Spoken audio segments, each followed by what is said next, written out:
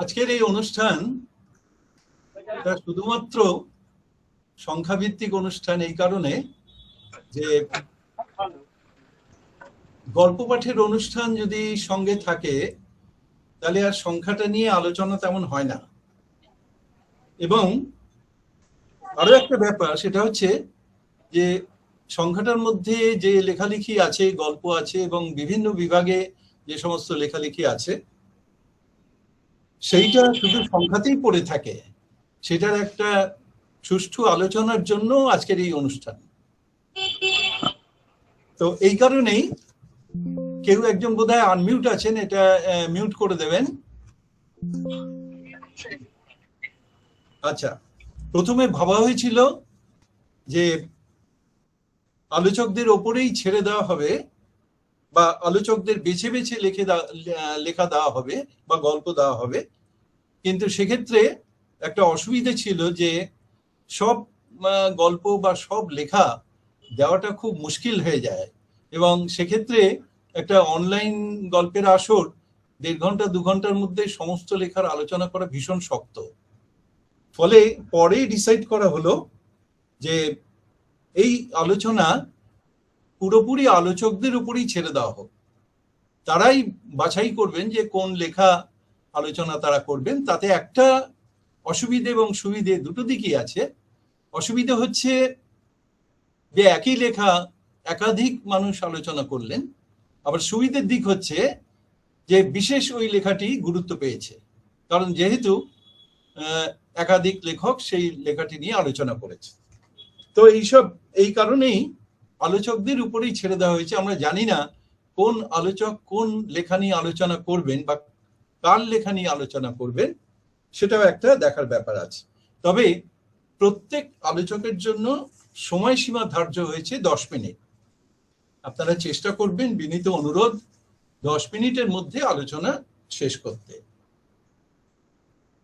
তো প্রথমেই আমি অনুগল্প দিয়ে শুরু করছি।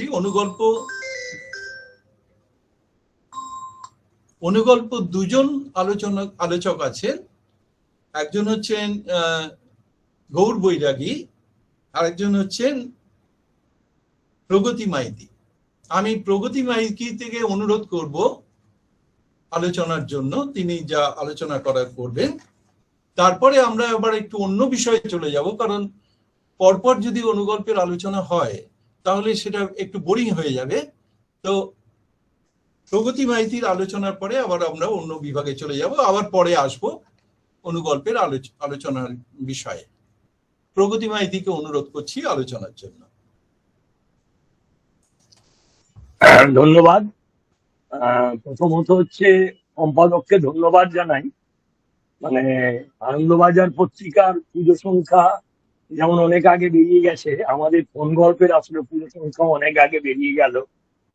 এবং সুভাষিস মুন্সি প্রচ্ছদ অলঙ্করণ ডিজাইনিং অত্যন্ত চমৎকার। আর সবচেয়ে যেটা ভালো লাগলো যে অঞ্জনা রেজ ভট্টাচার্য এবং নীলাঞ্জন চট্টোপাধ্যায় এই দুজনের স্মৃতি থেকে দুটো গল্পকে তুলে ধরা হয়েছে, এটা ধন্যবাদ। আর 30টা অনুগল্প, মানে একটা অনুগল্প নিয়ে যদি 1 মিনিটও বলা হয় তাহলে 30 মিনিট, কিন্তু আমার বরাদ্দ 10 মিনিট। আবার গৌরদা আলোচক আছেন, গৌরদার লেখা নেই কেন আমি বুঝতে পারলাম না, খুব আশাহত হলাম। যাই হোক, আমি সরাসরি আলোচনায় ঢুকে যাচ্ছি, সময় যেহেতু 10 মিনিট। প্রথম গল্প অপেক্ষায় থাকে, অমিত মুখোপাধ্যায়। অপেক্ষায় থাকে।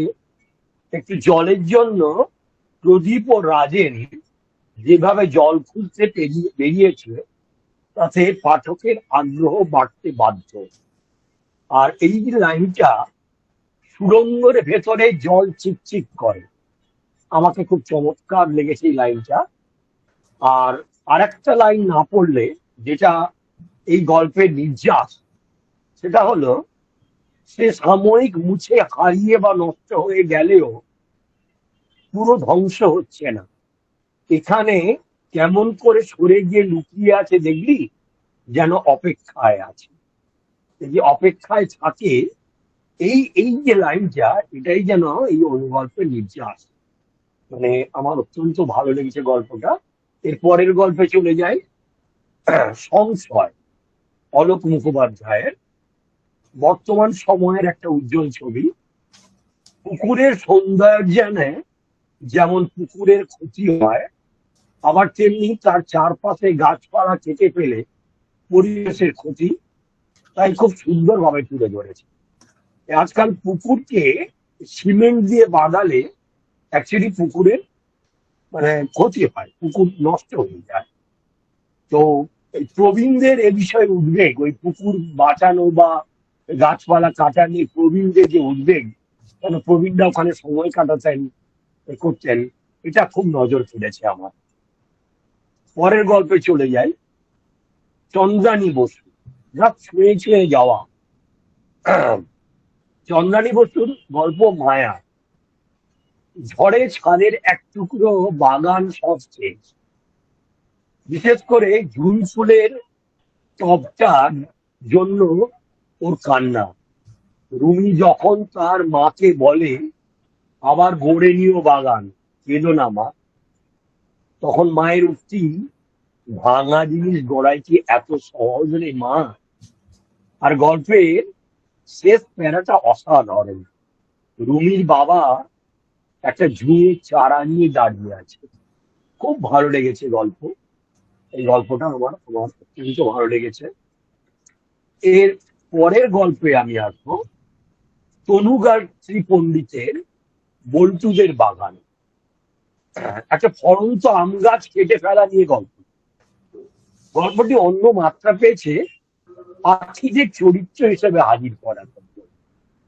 তনুগাত্রীর শেষ লাইনটা, বনজ গন্ধে ভরা বাগানটা যেন কেঁপে উঠল, এটা সত্যি কাঁপিয়ে দেওয়ার মতোই এই লাইনটা।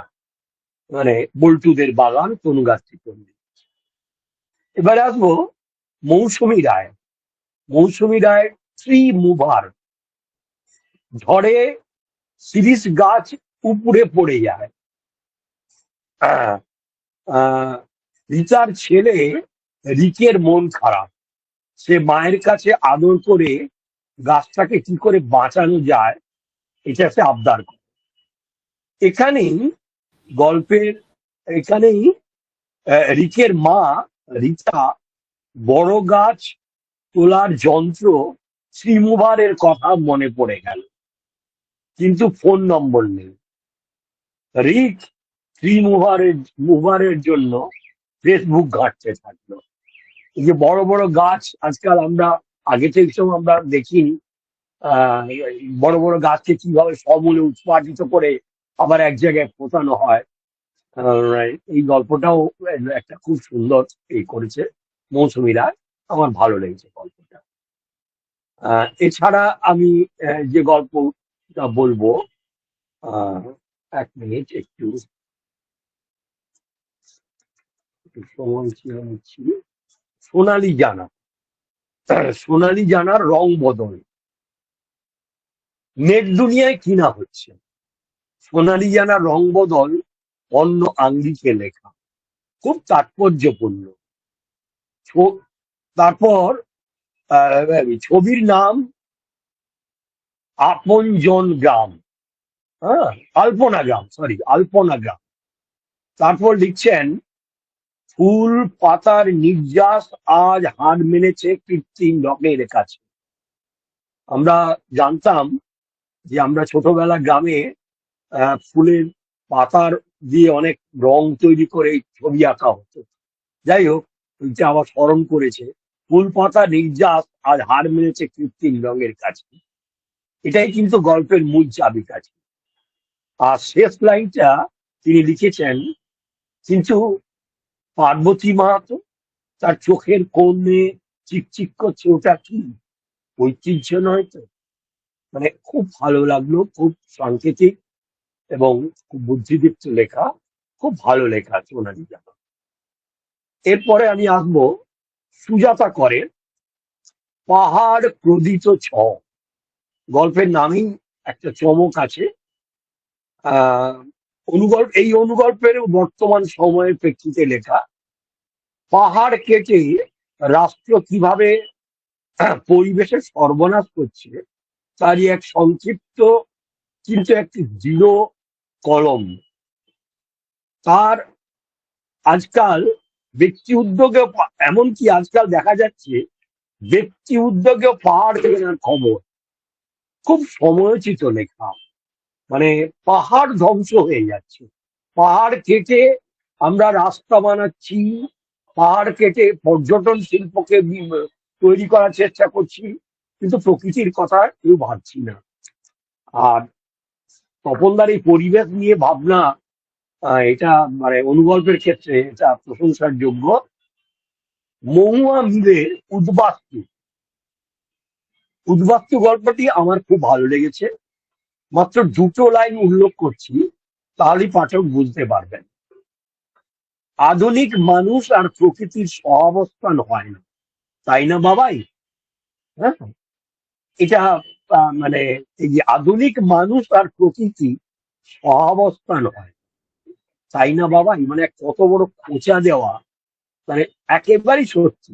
আজকে আধুনিক মানুষ এমন হয়েছে যে মানুষের সঙ্গে প্রকৃতির সহাবস্থান জেনেই হয় না।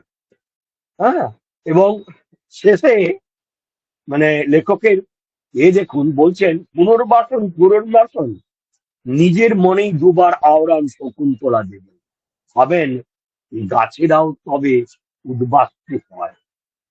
অসাধারণ, অসাধারণ এরকম এই লাইনটা বা গল্পটাও আমার খুব ভালো লেগেছে।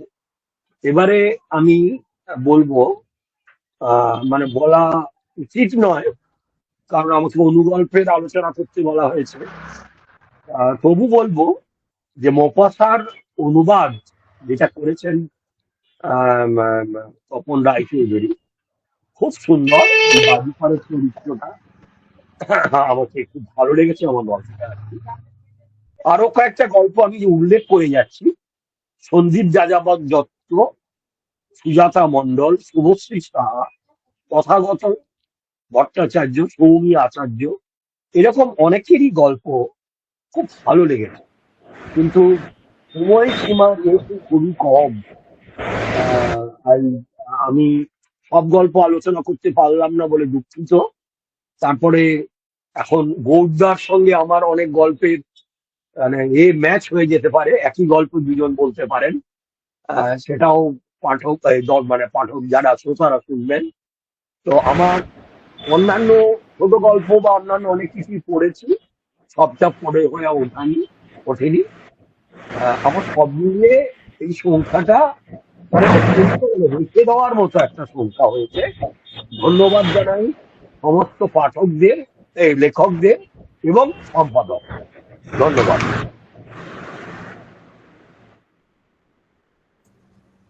ধন্যবাদ প্রগতি মাইতি। আমরা এভাবে একটু অন্যদিকে চলে যাব, সেটা হচ্ছে শিশু কিশোর বিভাগ নিয়ে। বিভাগে যে সমস্ত লেখা আছে, পাঁচটা ছটা লেখা আছে, সেই লেখা নিয়ে একজন বলবেন, তিনি আমাদের গ্রুপে আছেন এবং প্রথম আজকে এসছেন, ফলে তার একটু পরিচিতি দেওয়া দরকার। সঞ্জিত কুমার সাহা। সঞ্জিত কুমার সাহা, তার জন্ম অক্টোবর 10, 1952, মালদার ইংরেজ বাজারে। 1969-71 উত্তরবঙ্গ থেকে প্রকাশিত প্রথম শিশু কিশোর ত্রৈমাসিক হুল্লোড় পত্রিকা ও 1971-74 বাংলা ভাষায় প্রথম শিশু কিশোর ভাঁজ মাসিক পত্রিকার সম্পাদনা। স্কুল জীবনেই লেখালেখি শুরু। 1975-এ জাতীয় স্তরের এক এনজিওতে প্রজেক্ট অফিসার হিসেবে যুক্ত হয়ে পশ্চিমবঙ্গ সহ ভারতের অসংখ্য গ্রামে ঘোরাঘুরির জন্য সুদীর্ঘকাল লেখায় ছেদ পড়ে। 2000-এর পর থেকে আবার একটু একটু করে শুরু। 2007 থেকে নিয়মিত। যেহেতু গ্রাম বিকাশ ও পরিবেশ কর্মকাণ্ডের সঙ্গে যুক্ত ছিলেন, সেজন্য তার প্রায় সব লেখাতেই গ্রাম, প্রকৃতি ও পরিবেশের প্রভাব থাকে। পরিবেশ ও মানব বিকাশ সংক্রান্ত তথ্য ও যুক্তিভিত্তিক বিশ্লেষণী আলোচনা নিয়মিত প্রকাশ হয় দৈনিক ও সাময়িকীতে। আকাশবাণীর পথিকা ও সমীক্ষার নিয়মিত লেখক।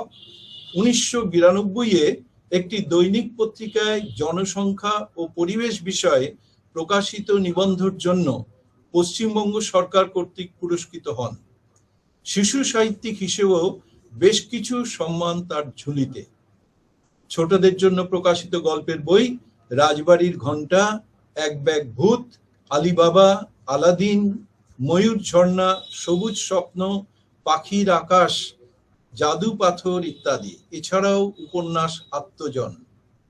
পরিবেশ বিষয়ক গ্রন্থ এই সময় এই পরিবেশ, পরিবেশ কথা, পরিবেশ ও মানুষ, সমীক্ষা ও গবেষণামূলক, আদিবাসী সমাজে ডাইনি প্রথা, সুন্দরবন।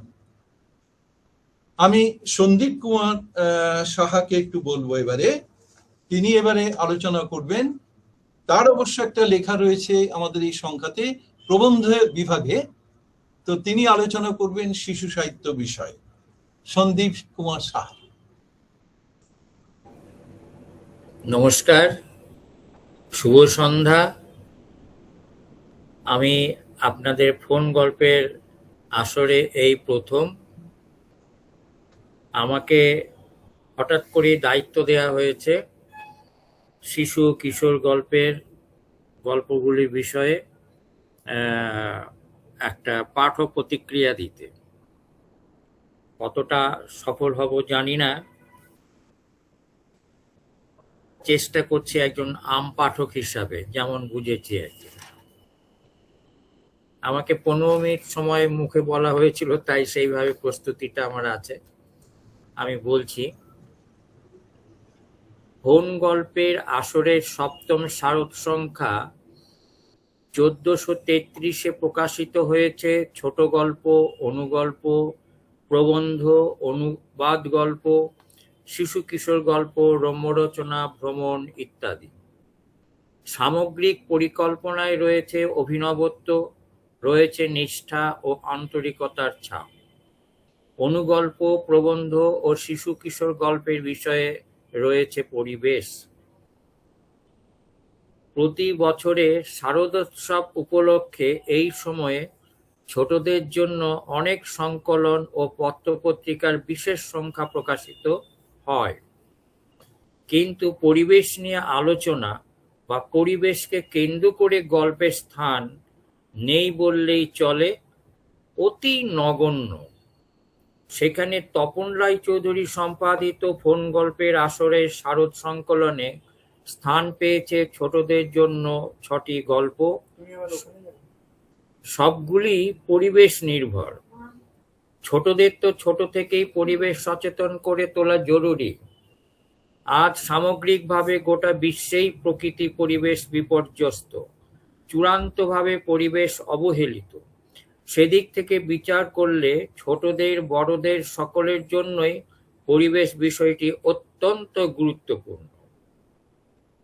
কিন্তু অধিকাংশ সম্পাদকই বিষয়টি এড়িয়ে ছোটদের জন্য ভূত, রহস্য ও গোয়েন্দা পরিবেশন করে থাকেন।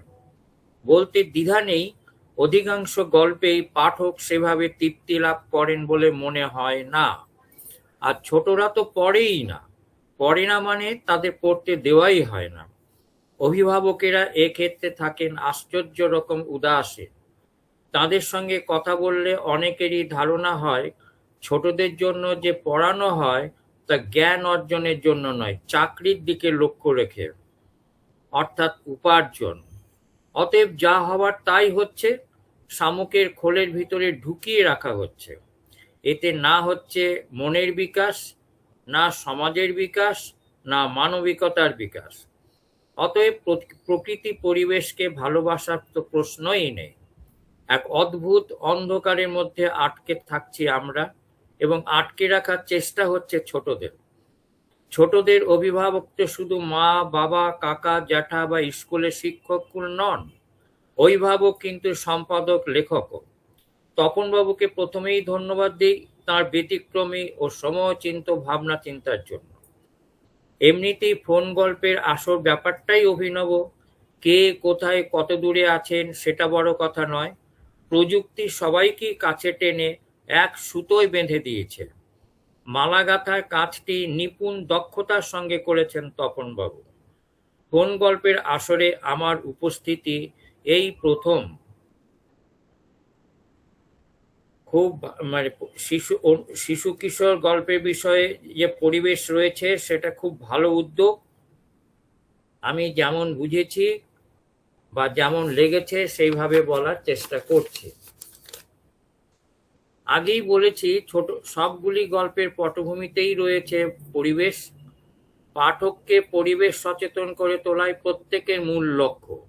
এই লক্ষ্যেই রবীন বসুর পুরস্কার গল্পের মুখ্য চরিত্র সৌম্য ওদের পরিবেশ বিজ্ঞানের ম্যামের কথায় অনুপ্রাণিত হয়ে উদ্যোগ নেয় রাস্তায় ময়লা ফেলা আটকানো। ওর কথায় প্রতিদিন বাঁশি বাজিয়ে লোক আসে ময়লা নিতে, তা সত্ত্বেও রাস্তার দুপাশে আবর্জনা দৃশ্য। এটা চূড়ান্ত নাগরিক অসচেতনতা। ম্যাম বলেছেন, এভাবে ময়লা ফেললে যাতায়াতেরই শুধু অসুবিধা হয় তাই নয়, কুকুর বিড়ালও মুখে করে ইতস্তত এসব ছড়ায়। সেই জন্য নানা রকম অসুখ বিসুখ হয়, বিশেষ করে সংক্রমণজনিত রোগ। রাস্তার পাশে বা রাস্তায় ময়লা ফেলার বিরুদ্ধে সৌম্য বন্ধুরা সবাই মিলে একদিন রাস্তার ধারে জমে থাকা ময়লা তুলে কাছাকাছি ভ্যাটে ফেলে। সেখানে হাত লাগায় বড়রাও। তারপর থেকে পরিষ্কার পাড়া। সৌম্যরা খুশি, খুশি বড়রাও। এর প্রকাশ দেখা গেল পুজোর সময়। পুজোর পরে এক অনুষ্ঠানে ওদের পুরস্কৃত করা হয়। সত্যি ভালো গল্প। তবে অনন্যা দাসের চিংকির কেরামতি গল্পের ক্যানভাসটা বিশাল হলেও পড়তে পড়তে মনে হয়েছে গল্পের লক্ষ্য পাঠক অর্থাৎ টার্গেট রিডার্স সম্বন্ধে হয়তো অবহিত নন লেখিকা। গল্পের শেয়ার মার্কেট, ঘুষ, এসি, ওজোন স্তর, উত্তর মেরু, দক্ষিণ মেরু ইত্যাদি শব্দ ব্যবহার কি ছোটদের জন্য জুৎসই? ভেবে দেখবেন। গল্পে চিংকিকে হয়তো চিত্রিত করতে চেয়েছিলেন সুইডনের সেই বালিকা গ্রেটার মতো, কিন্তু প্রচেষ্টা সফল হয়েছে বলা যায় না। কি কারণে বালিকা চিংকির ডাক পড়তো টিভিতে তার পটভূমি স্পষ্ট নয়। ওজোন স্তর বিষয়ে বলার জন্য, কিন্তু ওজোন স্তরের কথা তো আসেইনি গল্পে। প্রাথমিক দিকে জল খরচের বিষয়, নিজের ব্যক্তিগত গাড়ির ব্যবহার না করতে বাবাকে বাধ্য করা, এসব থাকলেও চিংকিকে বোঝা যেত। এর বাইরে হঠাৎ করে গ্রেটা করে তোলার চেষ্টা প্রয়োজন হলো কেন? গল্পে কি নেই? এত বড় ক্যানভাসে গল্পের চেয়ে প্রবন্ধের ছায় বেশি।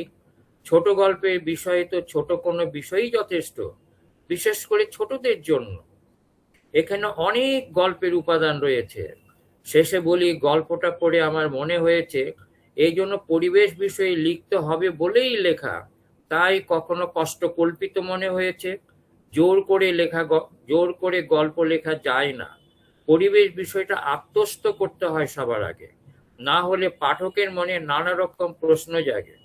যেমন এক জায়গায় লেখিকা লিখেছেন, গাছ যদি কার্বন ডাই অক্সাইড গুলোকে অক্সিজেন না করে দিত তাহলে বায়ুমণ্ডলে অক্সিজেন থাকতোই না। এখানে বলতে পারতেন প্রক্রিয়ার কথা। ছোটদের গল্পে শব্দ চয়নও নজর দেওয়া দরকার, যেমন বায়ুমণ্ডল, এর বদলে বাতাস বলা যেত। গল্পে শুধু গাছই নয়, সমীরণ সরকারের গল্পে এসেছে তথ্য, যেমন চিপকো আন্দোলনের কথা এসেছে। আমরা কজনই বা জানি চিপকো শব্দের অর্থ? তিনি জানিয়েছেন, চিপকো মানে আঁকড়ে ধরা বা জড়িয়ে ধরা। 1974 সালে উত্তরপ্রদেশের রেনি অঞ্চলে গাছ কাটার বিরুদ্ধে ওই অঞ্চলের মেয়েরা গাছ জড়িয়ে ধরে প্রতিবাদ করে বন রক্ষা পেয়েছিল।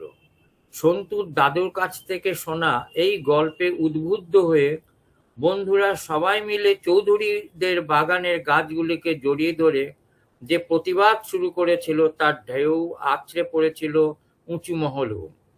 পরিণতিতে গাছ কাটা বন্ধ হয়। একটা বাগান মানে তো শুধু কিছু গাছ নয়, গাছগুলিতে বসবাসরত পাখি সহ বহু কীটপতঙ্গ, আশ্রয় এবং রক্ষকও। গাছের প্রতি, পাখিদের প্রতি ভালোবাসার অনবদ্য চিত্র। এই গল্পে চিত্রিত হয়েছেন বিমল স্যার। তিনি ছেলেদের নিয়ে গিয়ে গাছ চেনান, পাখি চেনান। এরকমই তো দরকার। কিন্তু এখন কজন শিক্ষক এমন দায়িত্বশীল? শুধু পুঁথিতে নয়, তার বাইরের জগৎকে চেনানো বড়দের দায়িত্ব কর্তব্যের মধ্যে পড়ে। ছাত্ররাও তাহলে প্রকৃত জ্ঞান অর্জন করতে পারে। লিখুন সমীরণ বাবু, এরকম পরিবেশে বিভিন্ন দিক নিয়ে আরো গল্প লিখুন। চঞ্চল দাশগুপ্তের নদী ও অশ্বত্থ গাছ গল্পের বিষয়টিও ভালো। গল্পে শুধু প্রকৃতি পরিবেশ নয়, পাশাপাশি ফুটে উঠেছে সামাজিক সম্প্রীতির ছবিও। শবনম, মরিয়ম, নিবারণ, জলিল, মুকুল এরা ভিন্ন ভিন্ন ধর্মীয় সম্প্রদায়ের হলেও নদী ও গাছ রক্ষার ব্যাপারে সবাই এক। শুধু তো নদী বাঁচানো নয়, নদীর সঙ্গে জড়িয়ে রয়েছে কত কত প্রাণ, কত পাখির আস্তানা। সেই নদীকে বাঁচাতে প্রথম এগিয়ে আসে শবনম। নদী বাঁচানোর লড়াইয়ে ছোটদের পাশাপাশি বড়রাও এসে জোটে। শেষে খবর যায় উঁচু মহলে, তাঁরাও ছুটে আসেন। তাঁরা বড় বোর্ডে লিখে দেন, নদীর পাড়ে কিংবা নদীর জলে কেউ আবর্জনা ফেলবেন না, ফেললে জেল ও জরিমানা 2 হবে। গ্রামবাসীরা সবাই খুশি, খুশি শবনমেরাও।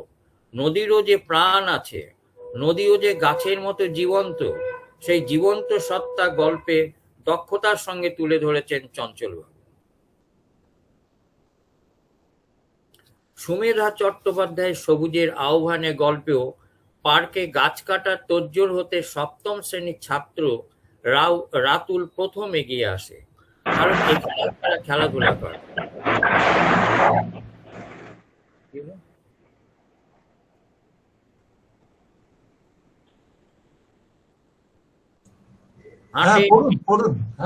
হাঁটেন, বিশ্রাম নেন। সেই পার্কে গাছ কাটা মানে তো সব প্রথমে ছোটদের খেলাধুলায় কোপ। রাতুলের সঙ্গে এগিয়ে আসে বন্ধুরাও।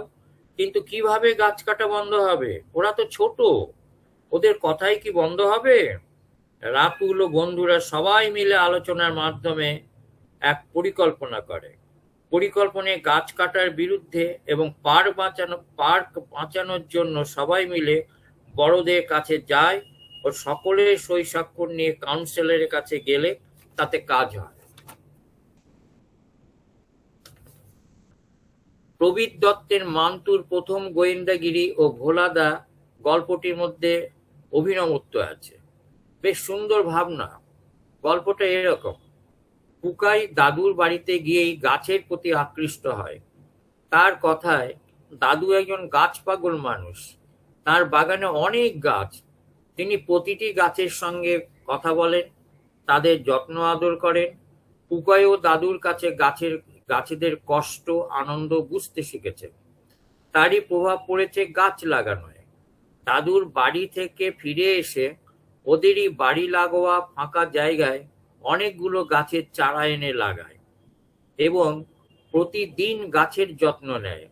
চারাগুলো পুকাইয়ের আদর ভালোবাসায় একটু একটু করে বড় হচ্ছিল। পুকাইয়েরও খুব আনন্দ হচ্ছিল। কিন্তু অল্পদিন পরে হঠাৎ করেই দেখতে পায় প্রতিদিন একটা করে গাছ শুকিয়ে মরে যাচ্ছে। আশ্চর্য! বন্ধুদের সঙ্গে কথা বলতেই মান্তু উৎসাহী হয়ে ওদের বাগানের সরেজমিনে পরীক্ষা করতে ওদের বাড়িতে যায়। বাগানের চটির দাগের সঙ্গে পুকাইয়ের বাবার চটির মিল খুঁজে পাওয়ায় বুঝতে অসুবিধা হয় না যে এটা ওনারই কাজ। তারপর আরো অনুসন্ধানে জানা গেল তিনি এই জায়গাটা বিক্রি করে পুকাইকে দার্জিলিং এর কনভেন্ট বোর্ডিং এ রেখে পড়াবেন। এই জন্যে একটা একটা করে গাছ পুকাইয়ের আড়ালে তুলে গোড়া কেটে আবার বসিয়ে দিচ্ছিলেন, যাতে পুকাই বা অন্য কেউ বুঝতে না পারে। সবগুলো গাছ একসঙ্গে তুলে ফেললে ছেলে কষ্ট পাবে, এই ভেবে একটা একটা করে গাছ তুলতেন। গল্পটা ভালো হলো, 2-1টি প্রশ্ন থেকে যায়। বুবাইয়ের বাবার একটা প্রাইভেট কোম্পানিতে সামান্য চাকুরি করে ছেলেকে কনভেন্টে পড়ানোর শখ বা স্বপ্ন হলো কেন? তার ব্যাখ্যা কোথাও মেলেনি। একজন দিনমজুরও তো স্বপ্ন দেখে তার ছেলে জজ ব্যারিস্টার হবে। বাস্তবে তা হয় না, কারণ ওর স্বপ্ন ও সাধ্যের মধ্যে যে বিরাট তফাৎ থাকে সেটা প্রথমত সাধারণভাবে বোঝা যায় না। দ্বিতীয় প্রশ্ন, ভোলাদা। সারাদিন গাছেরা দাঁড়িয়ে থাকে বলে তাদের পায়ে ব্যথা হয়, তাই পা টিপে দেয়। পা মানে শিকড়। এখানে টেপা শব্দের বদলে যত্ন বা ওই ধরনের কিছু বললে ভালো হতো। আসলে তো মাটি আলগা করে সার জল দেওয়া, তবেই তো গাছ বড় হবে। অনেকটাই হয়তো বড় হয়ে গেল। সবাইকে শুভরাত্রি, সবাই ভালো থাকবেন, সবাইকে ধন্যবাদ। ধন্যবাদ সঞ্জিত কুমার সাহা। এবারে আমরা অন্য একটু বিষয়ে চলে যাব, সেটা হচ্ছে ছোট গল্পের দিকে চলে যাব। ছোট গল্প দুজন আলোচনা করবেন, একজন হচ্ছেন সন্দীপ রায়, একজন নরেশ জানা। আমি সন্দীপ রায়কে প্রথম বলবো এই গল্পের আলোচনা করতে, ছোট গল্পে। সন্দীপ রায়, শুনতে পাচ্ছেন? একদম পরিষ্কার। আমি তপনবাবুর কাছে আমি অনুমতি নিয়ে, আমি যে ছোট গল্পে যেগুলো পড়েছি, আমি কোনো গল্প বাছাই করিনি, সবকটা গল্পকে নিয়েই আমি আমার সামান্য পাঠ প্রতিক্রিয়া জানাচ্ছি। তবে এটা বুঝতেই পারছেন শুধুমাত্র আমারই প্রতিক্রিয়া, কোনো গল্প সম্পর্কে কোনো চূড়ান্ত সিদ্ধান্ত বলার জায়গায় আমি অবশ্যই নেই। সেটা আমি লিখে রেখেছি, আমি লিখিত অংশটুকুন পাঠ করছি, চেষ্টা করছি নির্দিষ্ট সময়ের থেকে খুব বেশি হলে 1-2 মিনিট বেশি লাগতে পারে। সংকলনে ছোট গল্পের গুচ্ছের মধ্যে যে 14টি গল্প রয়েছে, তার মধ্যে একটি গল্প নিয়ে কিছু বলছি না, কারণ সেটি আমার গল্প। বাকি যে 13টা গল্প আলোচনার সুবিধার জন্য আগে পিছে করে আলোচনা করার চেষ্টা করছি। প্রথমে আসি সংকলনধৃত প্রথম ও শেষ গল্প দুটিতে। প্রথমটি লিখেছেন প্রবীণ খ্যাতকীর্তি সাহিত্যিক দেবশ্রী সারোগী, দ্বিতীয়টি অগ্রজ বন্ধু কথাকার সুবীর মজুমদার। দুটি গল্পের আকারগত সাদৃশ্যের কারণে একসঙ্গে আলোচনা করছি, যদিও বাকি কোনো কিছুতে গল্প দুটির সাদৃশ্য নেই। গল্প দুটির বহর দেখে এগুলিকে পূর্ণায়ত ছোট গল্প বলতে দ্বিধা হচ্ছে। যদিও এ বিষয়ে বর্তমান আলোচক সম্পূর্ণ অবহিত, শুধু আকার দিয়ে ছোট গল্প সংজ্ঞায়িত হয় না। দেবশ্রীবাবুর গল্প উত্তম পুরুষে লেখা, যাকে রাজনৈতিক নেতার মনে হয় শিক্ষিত তরুণ। সেই শিক্ষিত তরুণের প্রতি আক্রোশবশত নেতা তাকে বন্দী করে রাখেন এবং কোট আনকোট মনের ভিতর সেই জেদ, বুকের ভিতর সেই তীব্র দুঃখ, হাহাকার ও বঞ্চনার অনুভব, কোটেশন শেষ, যথেষ্ট থাকা সত্ত্বেও সেই শিক্ষিত তরুণ কুকুর হতে আপত্তি করে না, অনন্যপায় হয়েই, এবং তার কষ্ট হয় অন্য মানুষদের জন্য যারা ওর বিরোধিতা বা লাঞ্ছনার উল্লাস করছিল, তারাও কুকুর হয়ে যাওয়াতে। কার্তিকের জ্যোৎস্নার আলোর জীবনানন্দীয় অনুষঙ্গ দিয়ে শুরু করেও এই গল্প আমার কাছে এক লঘু পলিটিক্যাল স্টেটমেন্ট ছাড়া আর কিছু দিল না। রূপকের যে ব্যবহার লেখক করলেন তা এত স্ট্রেট কাট যে তা আমাকে তৃপ্তি লাভে বাদশা দিল। এবারে আসছি সুবীরবাবুর বাসা বদল গল্পে। পরিচিত পরিবেশ আন্দোলনকারী সুভাষ দত্তের ছায়া রয়েছে এর মধ্যে, বিশেষত তার বিরুদ্ধে ওঠা অভিযোগের পরোক্ষ উত্থাপনে। কিন্তু এ শুধুই অনুমান। এখানে বাসুদেববাবুর কথাই আমরা ভাববো, যিনি পরিবেশ আন্দোলন করেন, রেলের আধিকারিকের সঙ্গে মিটিং করেন এবং মিটিং চলতে চলতেই ভাবেন, উইদিন কোটেশন, শুধু তো ছবি দেখিয়েছে, এরপর আরো যদি খাতা খোলে তাহলে তো মুশকিল। রেল আধিকারিকের স্পর্ধাপূর্ণ উক্তি অন্যান্য পরিবেশের ছবি দেখিয়ে, but you people are silent on this, but you are trying to disturb government project, जिससे पैसेंजर को लाभ देना है। এর ফলে অর্ধকর্তৃত গাছে পাখিরা আর আসে না, মানুষও ভুলে যায় তাদের কথা। রিগার্ডিং লোকাল এনভায়রনমেন্টাল ইস্যুতে আরেকটা অপকীর্তি মান্যতা পেয়ে যায়। পরিচিত চরিত্রের চরিত্রে আরেকটা গল্প এখানে এসেছে, সেটা অভিজিৎ চৌধুরীর মল্লিকাপুর। গল্প পড়লে সেই স্থানকে বহরমপুর বলে ভাবলেও ভুল হতে পারে।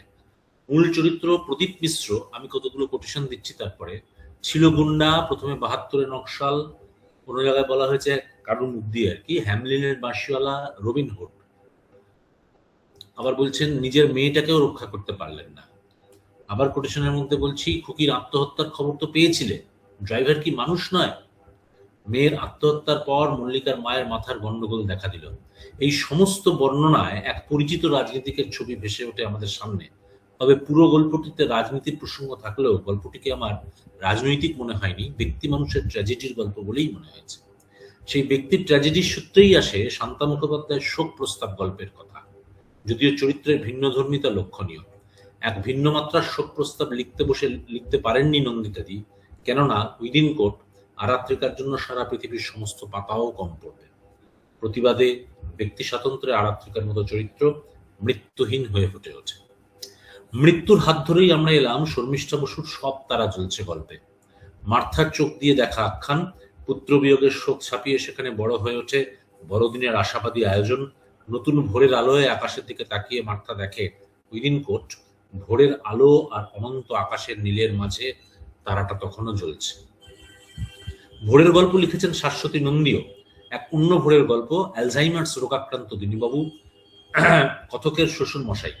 তিনি ছেলেবেলায় বসবাস করেন। খোকা কাকার হাত ধরে তার সেই প্রাণবন্ত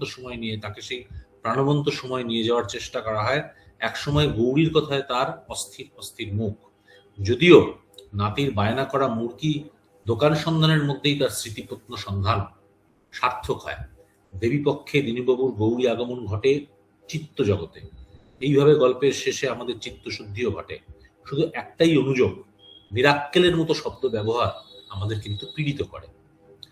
ভোরের কথা বলেই গল্প শেষ করেছেন সুব্রত ভৌমিক প্রসব গল্পে। চমৎকার গল্প। উইদিনকোট গভীর শিরদাঁড়ার দুরন্ত বিভাজিকা, যেন এক ভেজানো দরজা। এহেন চিত্রকল্প ব্যবহার করে লেখক গল্পের মেজাজ ধরে দেন এবং নীলেশের দ্বিধা, নীলেশ তন্দ্রার সম্ভবময় প্রথম রাত, তন্দ্রার ব্যথাময় অনুভব, তীব্র প্রতিক্রিয়া, নীলেশের আপাত অদ্ভুত ব্যাখ্যা, এসব এত হুড়মুড়িয়ে আসে যে আমাদের মতো পাঠক প্রস্তুতির সময় পায় না। তবে সুব্রতবাবু ছক্কা হাঁকান শেষ লাইনে, যেন একটা জন্মভূমি ধীরে ধীরে মা হচ্ছে। খুব সুন্দর এই অনুভূতি। এইসব গল্প থেকে ভিন্ন মেজাজের দুটি গল্প পড়ার সুযোগ হলো। এক, পেটুয়াঘাটে একদিন, দুই, গোপালের পরিণতি।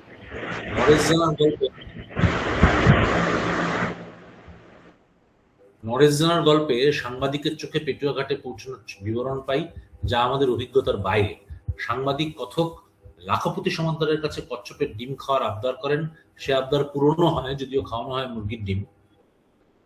যার কাছে সে আবদার মেটে, সে তথাকথিত অবৈধ উপায়ে কচ্ছপের ডিম নিয়ে চলে যায়, এরকম একটা অভিযোগ, চুরি করার অভিযোগ আর কি। তারপর সে 32টা ডিমের পয়সা মিটিয়ে লাখপতির সম্মান ও কথকের বাসনা রক্ষা করে। তার নামে ও বর্ণনায় রবীন্দ্রনাথের আব্দুল মাঝির সামীপ্য তৈরি হয়। এটা যদি গল্পের একটা পাওনা হয়, তবে আরেকটা পাওনা লাখপতির পুলিশ সত্তা ছাপিয়ে তার মানবিক সত্তার প্রকাশ। আইডেন্টিটির গল্প বলেন চিরঞ্জয় চক্রবর্তীও গোপালের পরিধি গল্পে। নিরামিষাসী গোপালকে মণিকাকা পাগল বলতো। জেঠিমার কোল ঘেঁষে বড় হওয়া গোপাল স্কুল বাসে জানলার ধারে বসে না, ঢিপি দেখলে অহল্লার খোঁজ করে, বস্তির ছেলেদের সঙ্গে মিশে চান করতো সে। চুনি গোস্বামীকে দেখে ইস্টবেঙ্গলের পরিবারের হয়েও মোহনবাগানের সমর্থক হয়ে যায়, আইনস্টাইনের ছবি দেখে সিঁথি কাটে। পুরনো বন্ধু মিশার সঙ্গে সহজ আন্তরিকতায় খানিক ঘনিষ্ঠ হওয়ার ছবি সমাজ মাধ্যমে ভাইরাল হয়ে গেল। গোপাল অনেক পরে জানলো মিশার বিবাহ সম্পর্কের কারণে ওর সঙ্গে না মেশার নিদান ছিল। বন্ধু ও বন্ধু পরিবারের মধ্যে গোপাল মানেনি, বন্ধু গ্রুপ ভেঙে গেল। গোপাল ঘোষণা করলো, আমি মুক্ত থাকতে চাই। নিজের পরিধি খুঁজতে গিয়ে গোপাল একা হয়ে গেছিল। এই অভিজ্ঞান সংকট শুধু বর্তমান সভ্যতারই দান নয়, তার এক বহমান ইতিহাস থাকে ছোটবেলা থেকেই। গল্পকার এক নিরাসক্ত ভঙ্গিতে সে কথা আমাদের বলেন, নিজেকেও প্রশ্নের সামনে দাঁড় করান। অবসর জীবনের গল্প শোনালেন অরিন্দম গোস্বামী। গল্পের শুরুতে ত্রিদীপ রায়কে নিয়ে আমরা একটা হোঁচট খাই, কেননা একটা ফোন কল ত্রিদীপকে জানায় উইদিনকোট, এখন তো আর আপনি কোম্পানির চাকরিতে নেই। আবার কয়েক লাইন পরেই, আপনাকে এখন আর কোনো সরকারি স্বার্থ রক্ষা করতে হবে না। তবে পুরো গল্প পড়ে মনে সংশয় থাকে না যে ত্রিদীপ সরকারি চাকরি থেকেই অবসর নিয়েছেন। আমরা যারা অবসরের দৌড়ে না পৌঁছলেও অনতি দূর থেকে সে দরজা দেখতে পাচ্ছি, তাদের কাছে এই গল্প এক ইতিবাচক বার্তা নিয়ে আসে। স্ত্রীকে নিয়ে আউটিং এ বেরিয়েও এক লুক্রেটিভ অফার ত্রিদীপকে খুঁচিয়ে মারছিল, কিন্তু স্ত্রীর প্রত্যয়ী সিদ্ধান্তে ত্রিদীপ সবকিছু ঝেড়ে ফেলে বুদ্ধদার ফার্ম হাউসে নতুন ভাবে বেঁচে থাকার রসদ পেয়ে যান। সংসার সমুদ্রে দীর্ঘ পাড়ি দেবার পরেও আবার প্রৌঢ় দম্পতি নিজেদের কথা বলবার শপথ নেন, আবার অথই জলে পাড়ি দিতে উদ্বুদ্ধ হন, অবশ্যই যদি মন চায়। এই গল্প পড়ে আমরাও উদ্বুদ্ধ হই। সীতা গোস্বামী তার চৈত্র সেল গল্পের নামেই আমাদের চমকে দেন। চৈত্রের সঙ্গে সেল শব্দের পরিচিত অনুষঙ্গকে ঝেড়ে ফেলেন তিনি দন্তেশ্বরের বদলে তালবস্বরের ব্যবহারে। যে সেলে বিদ্ধ হয়ে সানুদা আর মিলিদির গল্পে আমরা মন দিই। লেখকের আরেকটি অভিনবত্ব বাংলা তারিখের ব্যবহার, কেননা চৈত্র মাসে যখন সানুদা মিলিদির বিবাহ হলো, যে মতে শাস্ত্রমতে বিয়ে হয় না। সীতা গোস্বামী নিয়ম ভঙ্গের গল্প বলেন। অনেক বড় শিল্পী সানুদাকে মিলিদি চিনেছিলেন হৃদয় দিয়ে, তাই তথাকথিত বেকার উড়নচণ্ডী ছেলের গলায় মালা দিতে তার দ্বিধা হয়নি। সে ভালোবাসার পরিণতি যখন সময়ের বলি পড়ে আরো সুজলা সুফলা হয়েছে, তখন তার সেলিব্রেশনে তারা পুরনো বন্ধুদের ডেকেছেন। কোটেশনের মধ্যে একটা বাক্য, 70-এর দশকের মাঝামাঝি হবে, আমরা তখন খুবই ছোট। এ তো আমাদেরও সময়ের গল্প। তাই এই সুন্দর পরিণতির গল্প পড়ে সানুদার হয়ে আমাদের স্মৃতিতে ঘাই মারে রবীন্দ্রপংক্তি, প্রহর শেষের আলোয় রাঙা সেদিন চৈত্র মাস, তোমার চোখে দেখেছিলেন আমার সর্বনাশ। এক মোমের আলোর স্নিগ্ধতার রেশ রয়ে যায় এই সর্বনাশের আখ্যান পড়ে। বিমল গঙ্গোপাধ্যায়ের গল্পটির লয় খুব ধীর, পাঠক তরবর করে পরের গল্পে মনোনিবেশ করতে পারেন না। লেখক আমাদের সঙ্গে নিয়ে নীরজার সংসারের দরজার সামনে যখন দাঁড় করান, তখন তাকে অনুসরণ করেই আমাদের নীরজার সংসারের ছবি অবলোকন করতে হয়। এক সাদা কালো ফিল্ম দেখার নস্টালজিক অভিজ্ঞতা হয় আমাদের। নিজেকে ভুলে আমরা নীরজার সঙ্গে সঙ্গে চলতে থাকি। সেই সাদা কালো জগতে রঙিন ঝটকার মতো শুভেন্দুর প্রবেশ। উইদিন কোটেশন, এক মিনিট একটু, চায়না খাতুন আপনি প্লিজ মিউট থাকবেন। চায়না খাতুন আপনি প্লিজ মিউট থাকবেন। Thank you. এমনকি আচ্ছা, এখান থেকে আবার পড়ছি। সেই সাদা কালো জগতে রঙিন ঝটকার মতো শুভেন্দুর প্রবেশ। শুভেন্দুকে ঘিরে নীরজা একটি ভাবনার জগৎ তৈরি করেছিলেন গোপনে। কোটেশন শেষ। এমনকি অনুও স্বীকার করেন সেই স্বপ্নের জগতে তার মধ্যেও স্বপ্নের জগৎ তার মধ্যেও তৈরি হচ্ছিল। কিন্তু অনুর ভাষায়, উইদিন কোটেশন, প্রস্তুতি পর্বে প্রত্যেকের কিছু পছন্দ অপছন্দ থাকে। এর বেশি একটা কথাও লেখক আমাদের বলেননি অনুর স্বপ্ন নিয়ে বা নীরজার ভাবনার জগৎ ভেঙে যাওয়া নিয়ে। কিন্তু অনেক না বলা কথা, আকার ইঙ্গিত দিয়ে লেখক এই অপূর্ব গল্পটি শেষ করেছেন, যার অন্তর্লীন কথা বলতে এইটুকুই, নিরস্বতা বলতে আত্মসম্মানটুকু। এ গল্প পাঠের ভালো লাগাটুকু অনেকক্ষণ থুম মেরে বসিয়ে রাখে আমাদের। এই পর্যায়ের পাঠ অভিজ্ঞতায় আমার সেরা প্রাপ্তি হয়ে রইল সুব্রত বসুর পুনরাবিষ্কার গল্পটি। একথা আমি দ্বিধাহীনভাবে বলতে পারি। গল্পের কাহিনীর থেকেও চমকপ্রদ লাগে এ গল্পের অনবদ্য উপস্থাপনা। যেমন এই গল্পটা শুরু হলো এইভাবে, উইদিন কোটেশন, সেদিন যেমন একটা রাস্তার কথা বলছিলাম দিয়ে, অর্থাৎ এ গল্প রাস্তার গল্প। স্বাভাবিক নিয়মে সেই রাস্তার হাঁটাচলা বন্ধ হয়ে গেছে। এরপর লেখক প্রদত্ত সেই রাস্তার বর্ণনা একটু উদ্ধৃত করি। এই রাস্তায় কোনো গাড়ি ঢোকে না, ঢুকলেও ডান দিকের বাঁক ধরে বেরিয়ে যায়। এরই বাঁ দিকে যে লাল রোয়াকলা বাড়িটা ছিল বামপন্থী নেতা, এতদিন তার তো বেঁচে থাকার কথা নয়। এরপরে লেখক যে বাড়ির খোলা দরজার সামনে উপস্থিত হন, তার, উইদিন কোটেশন, গেরুয়া রঙের ওপর কালো ছোপ সর্বত্র। এই বর্ণনা আমার কাছে পলিটিক্যাল স্টেটমেন্ট হয়ে আসে। রাস্তার গল্প থেকে ক্রমশ লেখক আমাদের এনে দাঁড় করান এক সবজি বিক্রেতার স্ত্রী অরুণার ঘরকন্নার সামনে। এক নিখুঁত ডিটেলিং, যা নিজেই গল্পের যথাযথ আবহ হয়ে ওঠে। তার শেষে আমরা শুনি কুশল অরুণার সংলাপ, যা সাধারণ প্রেমালাপের চেয়ে অনেক বেশি গহীন, অন্তর্ভেদী। অরুণা জানায় ওর বিয়ে হয়নি, ও বিয়ে করেছে। কুশল একই হলো বললে অরুণা প্রতিবাদ জানিয়ে বলে, না, একই হলো না। একটু চিন্তা করলেই বুঝতে পারবেন, জ্বলন্ত আগুনের শিখার মতো অরুণা বহু বাঞ্ছিত হলেও তার পরবর্তী পরিণতি হয়েছে সবজিওয়ালার সাথে বিয়ে হয়েছে। কুশলের কাছে অরুণা ছিল, উইদিন কোটেশন, বন্ধু মহলে তাদের অসুয়ার কারণ। সেই কুশলকে অরুণা সাতকাহন করে আজ জানায় তাদের বৈবাহিক জীবনে আসা এসি, ফ্রিজ, স্মার্ট টিভির কথা। এই বিবৃতির মধ্যে বা অরুণার ভালো আছে বলার মধ্যেই অরুণা জানিয়ে দেয় অনেক না বলা কথা। কুশলের একটা কথাতেই সেই না বলা কথার সূত্র খুঁজে নেওয়া যায়। রাগ বা অভিমান করতে গেলে একটা সম্পর্কের প্রয়োজন হয়। কুশল তার কর্তব্য পালন করে অরুণার সন্তানের হাতে 200 টাকা দিয়ে। তারপর উইদিন কোটেশন, সপ্তাহর পর মাটির কলসি ভেঙে যেভাবে সেদিকে আর না তাকিয়ে চলে আসতে হয়, সেভাবে কুশল চলে এসেছিল। কিন্তু এর পরও গল্প থেকে যায়। কুশল এখন হুইল চেয়ার বাহিত। সেই হুইল চেয়ার ঠেলতে ঠেলতে সুপ্রিয়া প্রশ্ন করে, এটা গল্প হলে কি হতো? এই প্রশ্নের উত্থাপনে লেখক আমাদের গল্পের ফর্ম নিয়ে তার মাস্টারিকে আমাদের দেখিয়ে দেন। সত্য, মিথ্যা, মিথ সবকিছুর মায়ার জগতে বিচরণ করে কুশল, অরুণা, এমনকি সুপ্রিয়াও এবং আমরা। ধন্যবাদ। ধন্যবাদ সন্দীপ রায়। আমরা এবারে একটু অন্যদিকে চলে যাচ্ছি। অনুবাদ গল্পে বক্তব্য রাখবে অমিত মুখোপাধ্যায়। অমিত মুখোপাধ্যায়কে অনুরোধ করছি কিছু বলার জন্য।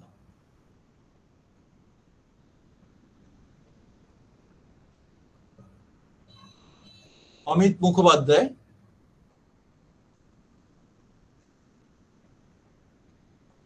অমিত আছো তো? আচ্ছা, আমার কথা? হ্যাঁ হ্যাঁ, শোনা যাচ্ছে, বলো। হ্যাঁ, হ্যাঁ। নমস্কার। ফোন গল্পের আসরের 1433 সালের শারদ সংখ্যার অনুবাদ গল্প আলোচনার দায়িত্ব আমার। তিনটি অনুবাদ গল্প আছে এবং তিন রসের গল্প। অনুবাদ গল্পের ক্ষেত্রে বলা তো মৌলিক গল্পের মতো নয়। প্রথমত যেটা মনে হয় সেটা হচ্ছে যে গল্প বাছাই, অনেক তো সুযোগ থাকে অনুবাদকের কাছে, তিনি কেমন গল্প বাছাই করলেন, এমনকি কোনো লেখকের গল্পের ক্ষেত্রেও তার কোন গল্প বাছাই করলেন। তো এখানে আমাদের সৌভাগ্য, তিনটে গল্পের মধ্যে দুটি গল্প এমন লেখকদের লেখা যাদের সঙ্গে আমরা সাধারণভাবে পরিচিত নই। যেমন প্রথম গল্প অতিথি, মূল লেখক কামতানাথ, লখনউয়ের মানুষ। তার মানে আমি হিন্দি বলয়ে মানুষ, ছোটবেলায় প্রচুর হিন্দি মানুষের সাথে মিশেছি, হিন্দি আমার বিষয়ও ছিল মাধ্যমিক অবধি। আমি প্রচুর হিন্দি গল্পের অনুবাদও ঘটনাচক্রে করেছি, কিন্তু আমি কামতা প্রসাদের নাম শুনিনি, ফলে এটা আমার কাছে একটা প্রাপ্তি একাধিক অর্থে। দ্বিতীয় গল্পটি ছিল ইউম লেমবম ইবোমচা। এই নামটা আরো অপরিচিত, কারণ আরো একটা দূরত্ব রয়েছে আমাদের ভাষার সঙ্গে, আমাদের পরিচিতির সঙ্গে। এই গল্প এবং আরেকটি তৃতীয় গল্প মোপাসা। আমি তিনটি গল্পের ক্ষেত্রেই বলছি যে প্রথম দুটো ক্ষেত্রে বেশি করে পাওনা এই যে লেখক অনুবাদক খুঁজে বার করে লেখককে তার একটা সেরা লেখা আমাদের এখানে উপহার দিয়েছেন, সেটা একটা পাওনা। প্রথম লেখাটা হচ্ছে, গল্পের নাম হচ্ছে অতিথি, মূল লেখা কামতানাথ, অনুবাদ করেছেন স্বপন নাগ। এই গল্পের মধ্যে কোনো অসাধারণ জগৎ নেই। সাধারণ বলতে গেলে তার থেকেও আরো সাধারণ এক পরিবার, যারা নিম্ন মধ্যবিত্ত, এবং সেখানে প্রায়শই অভাবে তারা পড়ে। এতটাই অভাব যে প্রিয়জন অনেক সময় এলে তারা চা, চিনি, দুধ ইত্যাদি দেওয়ার জন্য পাশের বাড়ি থেকে কোথাও থেকে ধার করে আনতে হয়। সেই আবহেই গল্পটা শুরু হয় এবং বাবা হচ্ছেন সীতারা প্রসাদ, তার স্ত্রী এবং মেয়েকে নিয়ে থাকেন। তার এক ভাইজি আছে, যে ভাইজিকে রাম অবতার বলে একজন বিয়ে করেছে, সেই সূত্রে সে জামাই। এবার গল্পটা এগোচ্ছে এইভাবে যে রাম অবতার যখন এই শহরে আসে কাজের সূত্রে, তখন সে রাত্রে হলেও একবার দেখা করে যায় এখানে, খানিকটা জামাই আদর পেয়ে যায় আর কি। এবার এই যে তার আশা এবং অনেক সময় বেশি রাত হয়ে গেলে থাকা, সেটা তিনজনের তিন রকম ভাবে তাদের কাছে আবেদন রাখে। স্বামী এবং স্ত্রীর কাছে এটা একটা প্রায় একটা আপদের মতো, যে জামাই সম্পর্কে ঠিকই, কিন্তু এইভাবে না বলে, সে কখনোই বলে আসে না, সে না বলে এসে পড়ে, এবং তারা যেহেতু নিম্ন মধ্যবিত্ত পরিবার, তাই তাদের বেশ অসুবিধাই হয় মাঝে মাঝে। কিন্তু এদের যে মেয়ে, ছোট মেয়েটি, তার কিন্তু খুব আনন্দ এই কারণে যে সীতারা প্রসাদ যখন রাম অবতার যখন আসে ঘরে, তখন সে কিছুটা মিষ্টি নিয়ে আসে, সেই মিষ্টির প্রতি ছোট মেয়েটির খুব আকর্ষণ।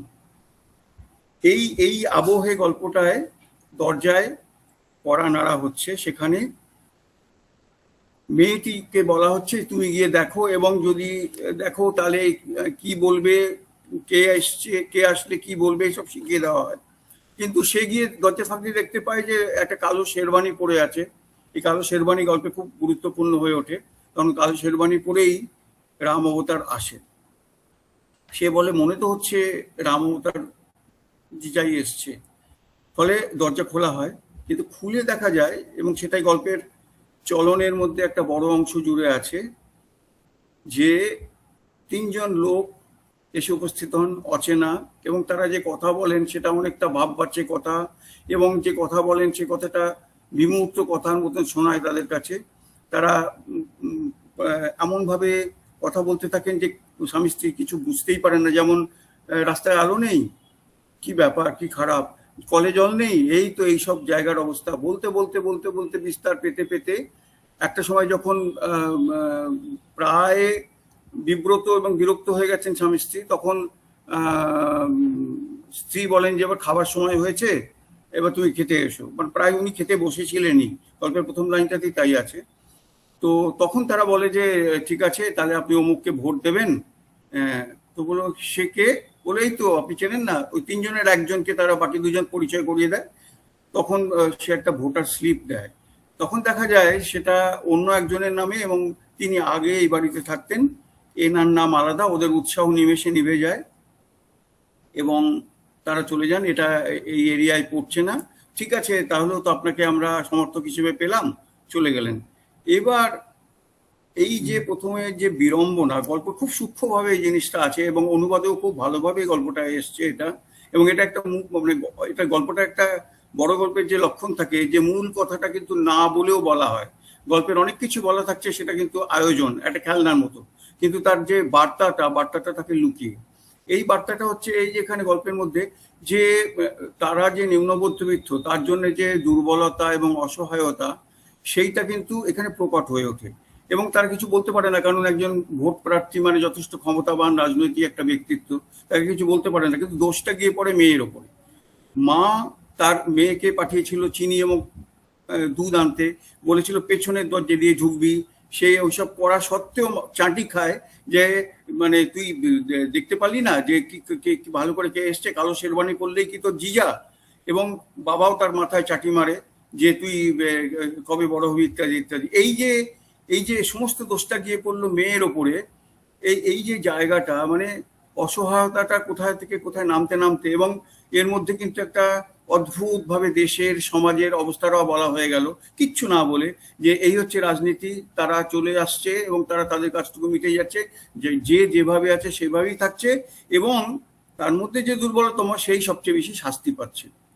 তো আমি অনুবাদটা দেখবার জন্য একাধিকবার গল্পটা পড়েছি। গল্পটার সংলাপ প্রধান গল্প, খুব বিশ্বাসযোগ্যভাবে অনুবাদ করা হয়েছে। গল্পের যেসব সূক্ষ্মতার জায়গাগুলো সেগুলো বজায় ছিল, ফলে আমার এই গল্পটা বেশ ভালো লেগেছে। দ্বিতীয় গল্প বাবু দীনচন্দ্রের স্বপ্ন, ইউমোলেম্বম এবমচা, অনুবাদ করেছেন পূর্বা দাস। এই গল্প কিন্তু অত্যন্ত সাধারণ একটা পরিবারের গল্প। এই ক্ষেত্রে দুটোর মিল আছে, কিন্তু যেটা দুটোর ক্ষেত্রে তফাৎ রয়েছে। এখানে গল্পের নায়ক যিনি দীনচন্দ্র, তিনি কিন্তু তার যে মানসিক টানাপোড়েন, তার যে চরিত্রের অসঙ্গতি, এবং তার ওই যে সামাজিক নিম্নবিত্ততা থেকে শুরু করে তার সততা এবং তার চারপাশের পরিবেশের অন্যান্যদের দেখে যে প্রতিক্রিয়া, সেটাই গল্পের প্রধান উপজীব্য। এখানে দীনচন্দ্রের নামটা যেটা ইঙ্গিত দেয় যে তিনি দীনচন্দ্র, সেই অর্থে নামটা ব্যবহার করা হয়েছে, বোঝা যায়। এখানে তিনি কিন্তু মানে তার অবস্থার বদল হবে এটা সবসময় আশা করেন, তিনি কখনো বড়লোক হবে আশা করেন, এবং তিনি মনে করেন যে তার কোনো রকমের কোনো কুসংস্কার নেই। কিন্তু গল্প যত এগোয় তত বোঝা যায় ছোট ছোট শ্লেষের মাধ্যমে যে তার দেবতায় বিশ্বাস নেই, কিন্তু ছেলে অসুস্থ হলে তিনি স্থানীয় দেবতা সানা মাহির বেদিতে গিয়ে পুজো দেন লুকিয়ে, এবং ছেলে যখন সুস্থ হয় তিনি নিশ্চিত থাকেন যে সানামাহিকে, স্ত্রী অন্যান্য জায়গায় পুজো দেওয়া সত্ত্বেও, যে সানামাহির জন্যই কিন্তু ছেলে সুস্থ হয়েছে। এই যে জিনিসটা, সেটা পরে যখন ক্রাইসিস হয়, মানে উনি ক্রমশ আর্থিক অসুবিধায় পড়ছেন, কিন্তু কোনোভাবে তার থেকে বেরোবার রাস্তা পাচ্ছেন না, তখন দেখা যায় যে তিনি একটা সময় লটারির টিকিট কেনার একটা তাদের বড়বাবু তাকে পরামর্শ দিচ্ছেন, কারণ তিনি অসৎ হতে পারবেন না, তিনি সৎ থেকে কিছু করতেও পারবেন না। এই দুটোর মাঝামাঝি থেকে বড়লোকে হওয়ার রাস্তা হচ্ছে একমাত্র লটারির টিকিট কাটা। ভাগ্যে থাকলে তুমি বড়লোক হবে। এবার উনি লটারির টিকিট কাটবার জন্য বেরিয়েছেন। এবার লটারির টিকিট কাটতে গিয়ে তার মানে এই যে এখানে একটা অদ্ভুত ব্যাপার আছে। এখানে কিন্তু আগের গল্পে যেটা খুব প্রচ্ছন্নভাবে সমাজের একটা এবং ব্যবস্থার একটা সমালোচনা ছিল, এখানে সেটা কিন্তু খুব প্রাসঙ্গিকভাবে কিন্তু খুব তীক্ষ্ণভাবে উঠে আসতে থাকে। চারপাশে যেসব লোক তিনি দেখেন তারা কিন্তু অনেকেই অসৎ, এবং সেই জিনিসটা তাকে জ্বালা ধরায়। অথচ তিনিও বড় লোক হতে চান। তিনি কিন্তু নিজের অবস্থায় কিন্তু খুশি নন, কিন্তু তার ওই অসৎ হবার বিন্দুমাত্র বাসনা নেই। সেখানে আরেকটা চরিত্র কাউন্টার পার্ট হিসেবে আছে মধুচন্দ্র। এই মধুচন্দ্র নামটা খুব ইঙ্গিতবাহী। সে খালি মধু খুঁজে বেড়ায়, মানে নিজে উন্নতির চাকরিতে উন্নতির জন্য অন্যকে গিয়ে ঘুষ দিয়ে আসে, এবং নিজেও সে ওই পদে আসীন হবার পরে ঘুষ নেয়, এবং 3 তলা বাড়ি করেছে, পাড়ায় একমাত্র রবিন টিভি তার আছে, ফ্রিজ আছে, এবং সে নাকি অচিরেই মারুতি কিনবে। এটা ক্রমশ একটা একটা তথ্যে তার স্ত্রীর কাছ থেকে জানা যায়। এইবার তিনি একটা সাইকেল ছেড়ে একটা টাকা 15,000 টাকা ধার পেয়েছেন, সেই ধারটা ফেরত পেয়েছেন, তাই তিনি একটা মোপেড কিনেছেন, কিনে তিনি লটারি টিকিট কাটতে গেছেন। সকালে যে রাত্রিবেলা তিনি একটা স্বপ্ন দেখেছেন, এই স্বপ্নটা তাকে চালিকা শক্তি। যে স্বপ্নটারও একটা ব্যাপার হচ্ছে যে নির্দিষ্ট একটা সময়ে তিনি বিশ্বাস করেন স্বপ্ন দেখলে সেটা সত্যি হয়, যেমন আমরা বাংলায় ভাবি শেষ রাতে স্বপ্ন সত্যি হয় বলে একটা কথা আছে। তো ওই রাত 3:30 পরে উনি স্বপ্নটা দেখেছেন, তার মনে হচ্ছে এই স্বপ্ন সত্যি না হয়ে যায় না, তিনি বড় লোক হবেন। কিন্তু টিকিট কাটতে গিয়ে তিনি কিন্তু মোপেডটা ফেলে আসেন। শুধু তাই নয়, টিকিটটা যে কেটেছেন সেটা কোন তারিখে বেরোবে ফলাফলটা সেটাও আসতে ভুলে যান, এবং বাড়ি যখন ফেরেন তখন ছেলে বলে, বাবা তোমার মোপেডটা কোথায় রেখে এসছো, স্কুটারটা কোথায় রেখে এসছো। তো এই যে গল্পটা, এই গল্পটার মধ্যে আগাগোড়া একটা মানুষের যে অস্থিরতা এবং চরিত্রের যে বিপরীতগামিতা, সেটা দেখিয়ে খুব সুন্দরভাবে কিন্তু আমাদের এই যে সমাজ ব্যবস্থায় যে কুসংস্কার যার নেই বলে মনে করছে, তারও যে কুসংস্কার থাকা, সেই জিনিস কিন্তু খুব সুন্দর ধরা পড়েছে গল্পটাতে। তো এই গল্পটার অনুবাদও আমি একাধিকবার পড়েছি, ভালো অনুবাদ হয়েছে পূর্বারাসের। এখানে যদিও সংলাপ অত বেশি নেই, কিন্তু গল্পের যে যে যে বাক্যগুলো, সে বাক্যগুলো ক্রমশ একটা পরিণতির দিকে নিয়ে যায়, এবং সেটা ঠিকঠাক ধরা পড়েছে। তৃতীয় গল্প মোপাসা, বিশ্ববিখ্যাত লেখক, তার একটি গল্প শিল্পী, খুবই ভালো করে বাছাই করা গল্প। মজা হচ্ছে যে যেখানে বাকি দুটো গল্প অত্যন্ত সাধারণ পরিবারের সাধারণ ঘটনা, তার মধ্যে থেকে তার যে সংকটগুলো উঠে আসে, সেখানে মোপাসার এই গল্প অনুবাদ করেছেন তপন রায়চৌধুরী। সেখানে গল্পটা কিন্তু অত্যন্ত সাধারণ হয়েও অসাধারণ। তার কারণ হচ্ছে এর সাধারণত্বের মধ্যে অসাধারণত্বটা লুকিয়ে আছে। কেমন না, একজন জাদুকর, সেই জাদুকরকে যখন কেউ অভিবাদন জানাতে যাচ্ছে, বাহবা জানাতে যাচ্ছে, তখন কিন্তু তিনি কোনো কৃতিত্ব নিচ্ছেন না, এতটাই সৎ মানুষ তিনি। তিনি বলছেন না না, এতে এমন কিছু বাহাদুরি কিছু নেই, এটা মূলত অনুশীলন, অভ্যাস, দীর্ঘদিন ধরে সাধনা করা, এটার মাধ্যমে আয়ত্ত করা যায়। হ্যাঁ, একটু আধটু প্রতিভা লাগে বটে, সেটা তেমন কিছু গুরুত্ব তিনি দেন না। ফলে মানে সকলে মুগ্ধ হয় তার কথাতে, যে এই ভদ্রলোক এত ভালো জাদু দেখান, এত সফল একজন জাদুকর, কিন্তু তার কোনো অহংকার নেই, এবং তিনি সত্যি কথাটা অত্যন্ত সত্যি করে বলতে ভালোবাসেন। এই অথচ গল্পের শেষে গিয়ে আমরা দেখবো যে এই যে সামান্য যে তার মানে নিজেকে সামান্য বলে বর্ণনা করা, সেই জায়গা থেকে কেমন একটা অসামান্য জিনিস বেরিয়ে আসছে, যেখানে মানে বোঝা যাচ্ছে যে যেখানে তার প্রধান শক্তি সেখানেই তার প্রধান দুর্বলতা। সেটা কিরকম? জাদুকর জানতে পেরেছেন যে তার স্ত্রী অসৎ এবং তিনি অবিশ্বাসিনী। ফলে তিনি জানার পরে তার ভেতরের যে টান সেটা এত কমে তো গেছে, এবং তিনি এত মানে বিরোধী হয়ে উঠেছেন স্ত্রীর, যে তিনি তাকে অন্য কোনো সরাবার রাস্তা না পেয়ে তিনি তাকে খুন করে ফেলতে চান। কেন খুন করা তার পক্ষে খুব সোজা, কারণ তার যে মূল খেলা সেটা হচ্ছে স্ত্রীকে একটা চাঁদমারিতে রেখে। আমাদের অনেকেরই মনে পড়বে জয় বাবা ফেলুনাথ গল্পের কথা, কারণ একটা অদ্ভুত এই গল্পের সাথে সেই গল্প বাঙালি মনে পড়বে না এমন হতে পারে না। সেই যে মানে চাঁদমারির মধ্যে মানুষকে রেখে তারপরে একটা একটা করে ছুরি ছুঁড়ে মারা, ইনিও তাই করেন, এবং সেখানে তার চাঁদমারি থাকেন তার স্ত্রী। ফলে তাকে মেরে ফেলা খুব সহজ, কিন্তু কিছুতেই তিনি মেরে ফেলতে পারেন না। আর এই যে মেরে ফেলতে পারেন না, সেটা তার থেকে তিনি চেষ্টা করেন, কিন্তু তিনি পারেন না, এবং আস্তে আস্তে বুঝতে পারেন যে তিনি পারবেন না। কিন্তু তার স্ত্রী অনেক আগেই সেটা বুঝে ফেলেছেন। তার স্ত্রী অসৎ, তার স্ত্রী কিন্তু এত চতুর যে তিনি তার স্বামীকে ভালোভাবে জানেন যে উনি আমাকে অপছন্দ করলেও মেরে ফেলতে পারবেন। তার কারণটা কি? যে এত দীর্ঘ অভ্যাসে তিনি চাইলেও তিনি লক্ষ্যভ্রষ্ট হতে পারবেন না। তিনি ঠিক তার লক্ষ্য যেটা, অর্থাৎ শরীরের বাইরে তিনি মারবেন। এত সুন্দর যে গল্প এক লাইনে বলা যায় সেই গল্প কি সুন্দর করে একটা দক্ষ শিল্পী, মানে আমি মপাসাকেই বলছি, গল্পের নামও যদিও শিল্পী, সেখানেও কিন্তু একটা জাদুকরি আছে। এই যে কেন তাকে সারা পৃথিবীতে এত এত মাথায় তুলে রাখা হয় গল্প লেখক হিসেবে, এই গল্পে তার একটা ছোঁয়া দিয়ে গেছেন তিনি, সেই ছোঁয়াটাও শিল্পের মতো ছোঁয়া। এই তিনটে গল্পের আমার আমি জানি না সময় বেরিয়ে গেল কিনা, আমার এই হচ্ছে আমার প্রতিক্রিয়া। ধন্যবাদ। ধন্যবাদ অমিত মুখোপাধ্যায়। এবারে আমরা অনেকক্ষণ অন্য স্বাদ পাইনি, পেয়েছিলাম একদম প্রথম দিকে। এবার আমরা আবার অনুগল্পে ফেরত আসছি। অনুগল্প নিয়ে আলোচক আছেন গৌড় বৈরাগী। এর আগে আলোচনা করেছেন প্রগতি মাইতি। এবার গৌড়দাকে অনুরোধ করছি অনুগল্প নিয়ে কিছু বলার জন্য। গৌড়দা। হ্যাঁ, আমি শুরু করছি, কেননা ঘড়ি চোখ রাঙাচ্ছে দেখতে পাচ্ছি, এবং আমাদের সম্পাদক মশাই যে ঘন ঘন ঘড়ির দিকে তাকাচ্ছেন এ ব্যাপারে আমি নিশ্চিত, কেননা 10 মিনিট বেঁধে দেওয়ার সময় কিন্তু অনেক আগেই পেরিয়ে গেছে। তো যাই হোক, আমি সেই জন্য সার্বিকভাবে পুরো ব্যাপারটা দেখতে পাচ্ছি না। নামে যেগুলো আমার ভালো লেগেছে সেইগুলি একটু উল্লেখ করব। কথাটা হচ্ছে যে অনুগল্প 200 কিংবা 300 শব্দের অনুগল্প এবং পরিবেশ, এইটা মাথায় ঢুকিয়ে দেওয়া হয়েছে একজন গল্পকারের। তার ফলে গল্পকারের কিন্তু T20-র মতো 20 ওভারে 10 বলে 21 রান করতে হবে, কি 10 বলে 30 রান করতে হবে, এরকম একটা চ্যালেঞ্জ ছিল। তা অনেকে চ্যালেঞ্জ অ্যাকসেপ্ট করেছেন, অনেক ফেল করেছেন চ্যালেঞ্জটা নিতে।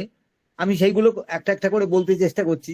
আমি প্রথমে তপন বন্দ্যোপাধ্যায়কে না উল্লেখ করলে অসম্মান হবে। উনি টেস্ট ম্যাচের প্লেয়ার, উপন্যাস অজস্র উপন্যাস আছে। উনি অনুগল্প লেখার ক্ষেত্রে যেটা হয়েছে অসুবিধে, সেটা হচ্ছে একটু বিস্তার ঘটে গেছে, দারিদ্র একটু বিস্তার ঘটে গেছে। অর্থাৎ প্লাস্টিক হয়ে যাচ্ছে, খবরের কাগজ বাতিল হয়ে যাচ্ছে, ঠোঙার খবরের কাগজ প্লাস্টিক এসে যাচ্ছে। এবং এটা বলতে গিয়ে তিনি যে দারিদ্রকে দেখিয়েছেন প্রথম দিকে, ওটা দরকার ছিল না বলে মনে হয় না। কিন্তু গল্প ভালো অবশ্যই। কিন্তু এর পরের গল্পটি একটি ওভার বাউন্ডারি মেরেছেন অরুণ দে। আপনি দেখুন, অরুণ দের কিন্তু একদম শুধুমাত্র অনুগল্পই লেখে, ছোট গল্প লেখেন না, উপন্যাস তো নয়। তার ফলে ওর হাতটা তৈরি। আমি একটা জায়গায় বলছি ছুটছে, একটা শব্দ এবং একটা বাক্য ছুটছে, পরের বাক্যটা আসছে, তারপরে হচ্ছে খবর এসে গেছে। এই যে এক একটি শব্দ দিয়ে এক একটি সেন্টেন্স, এবং আমাকে তীব্র গতির দিকে ঠেলে দিচ্ছে, এটা কিন্তু অনুগল্পের একটা ভয়ঙ্কর দিক, সুন্দর দিক। এটা আয়ত্ত করতে হয়। অনুগল্পের এই ভাষা, এই ব্যঞ্জনা আয়ত্ত করেছে। এবং আমরা শেষে কি দেখছি না, শেষে দেখতে পাচ্ছি মাচায় সাহিত্য হয়ে আছে, মানে হচ্ছে মিছিল, একটি অরণ্যের ভেতর দিয়ে একটি মিছিল আসছে।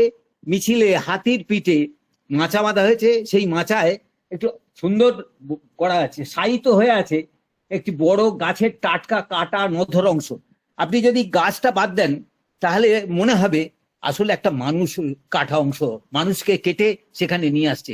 এই যে যাত্রা, এই যে মিছিল, এই যাত্রার কায়দাটাই কিন্তু অনুগল্পের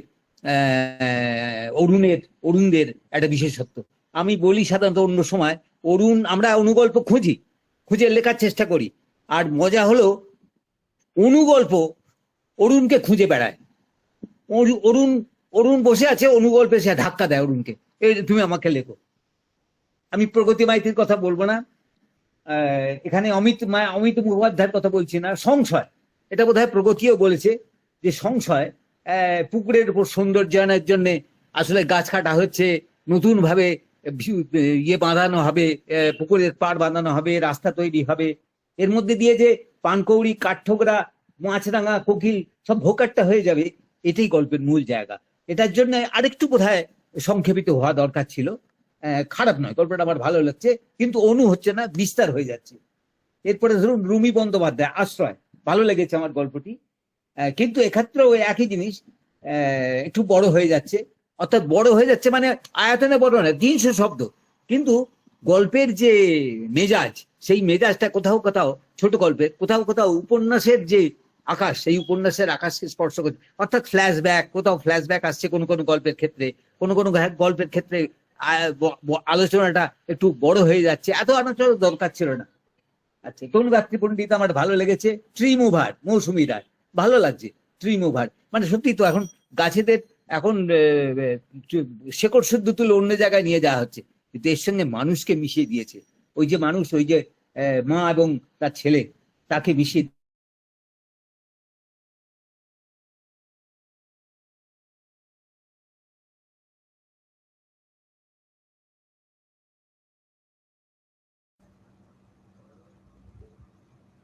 গৌরদা, কিছু প্রবলেম হচ্ছে?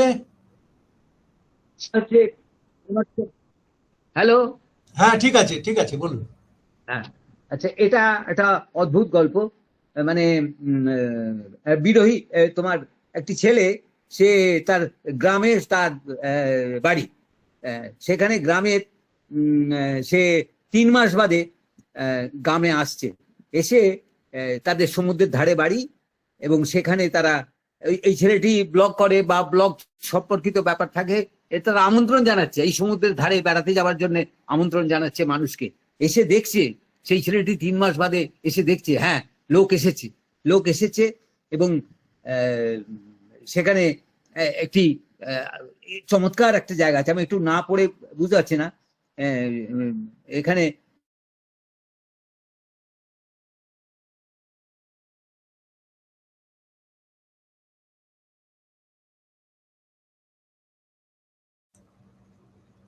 একটু থেমে গেল গৌরদা।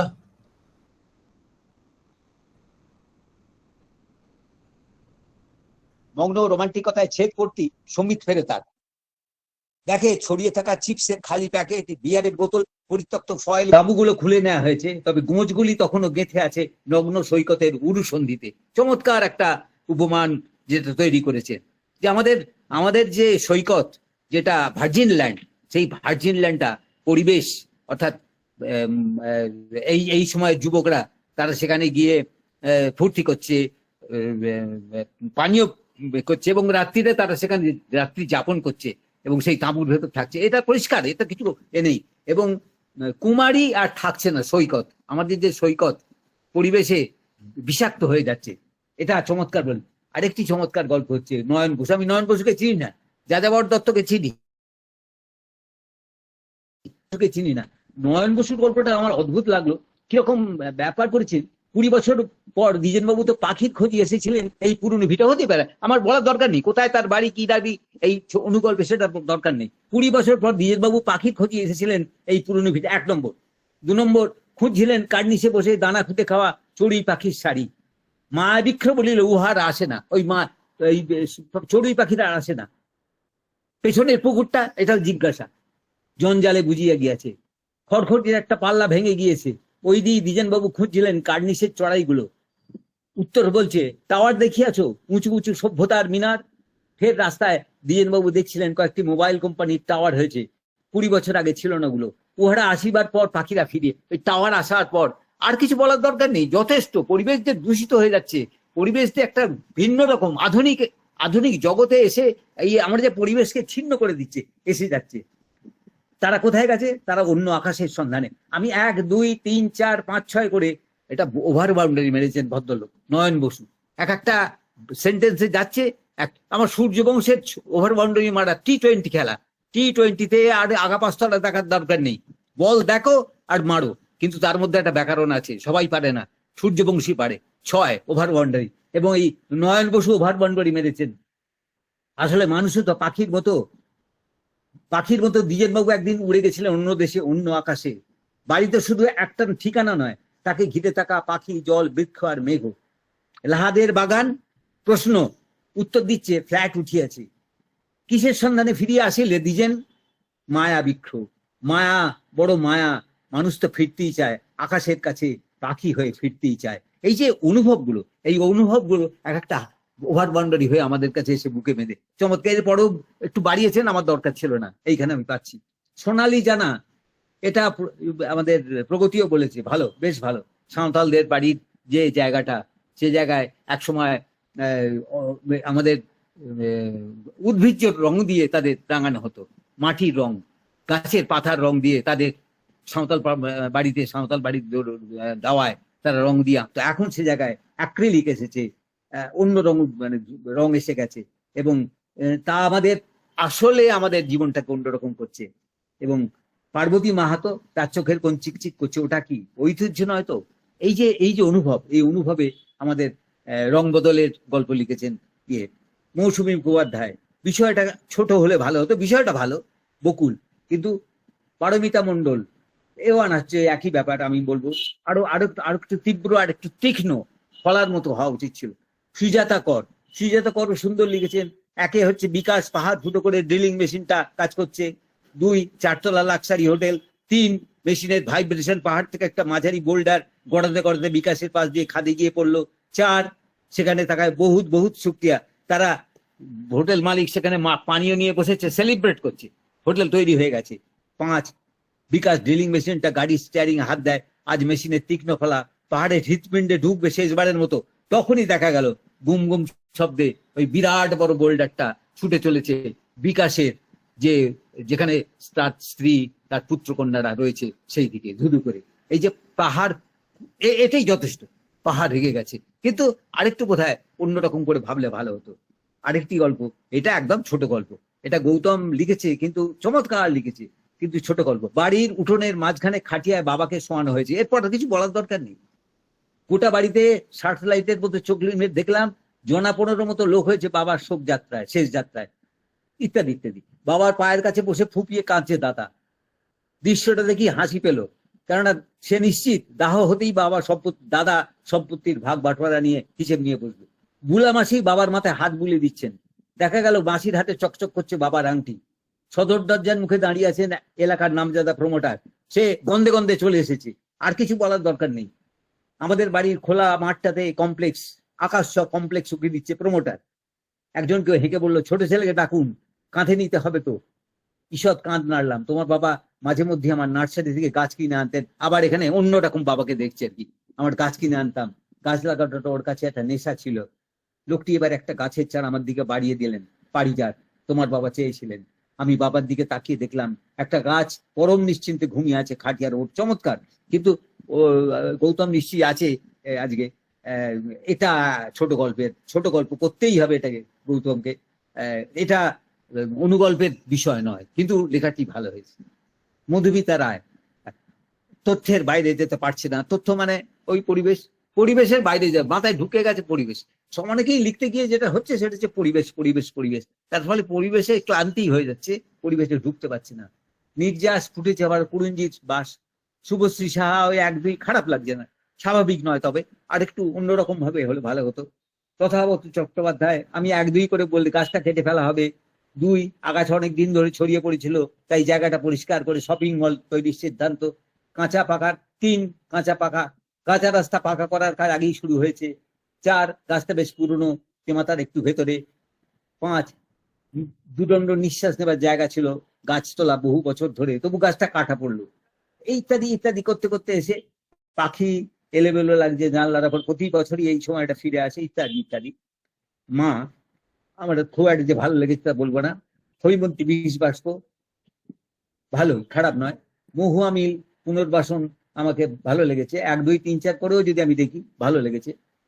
আর ফাল্গুনী পান্ডার গল্প গ ল প, আমরা জানি গ ল প, সেই গল্প এবং আধুনিকতা এসে ফাল্গুনী কিভাবে দেখছে এই গ পাখিদের কলকাকালিয়া ঝিঝির ডাক তুগ্রস্ত চাঁদ এখন ওঠে ঠিকই, নদী মজে যাওয়ার চাঁদ ও নদীর জলে লুকোচুরি খেলা দেখা হয় না।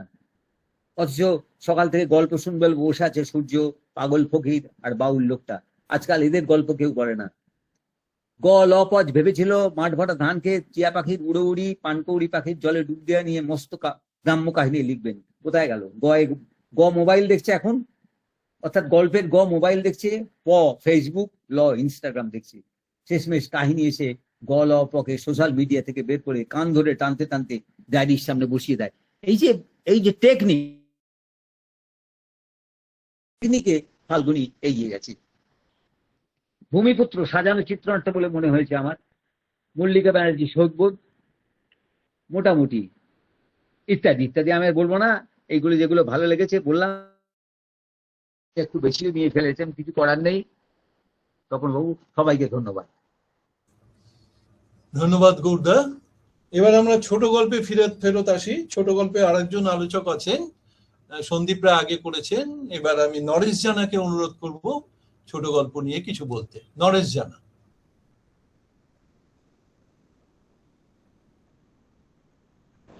হ্যাঁ, সন্দীপ আলোচনা করেছেন। হ্যাঁ, আহ, শুনে যাচ্ছি। আহ, আমাদের যেভাবে আলোচনা করতে বলা হয়েছিল, সন্দীপ সেই পরিধিটাকে ভেঙে দিয়েছেন, ফলে আমাদের খুব চাপ হয়ে যায়, বিশেষ করে আমার। যাই হোক, তবুও আমি আমার মতো করে শুয়ে যাওয়ার চেষ্টা করি। 8:22, ঠিক আছে। প্রায় 14টা গল্প এখানে আছে, প্রায় না, 14টাই গল্প এখানে আছে। আমি অবশ্যই নিজের গল্প বাদ দিয়েছি এবং বাকি সবগুলো গল্পই পড়েছি।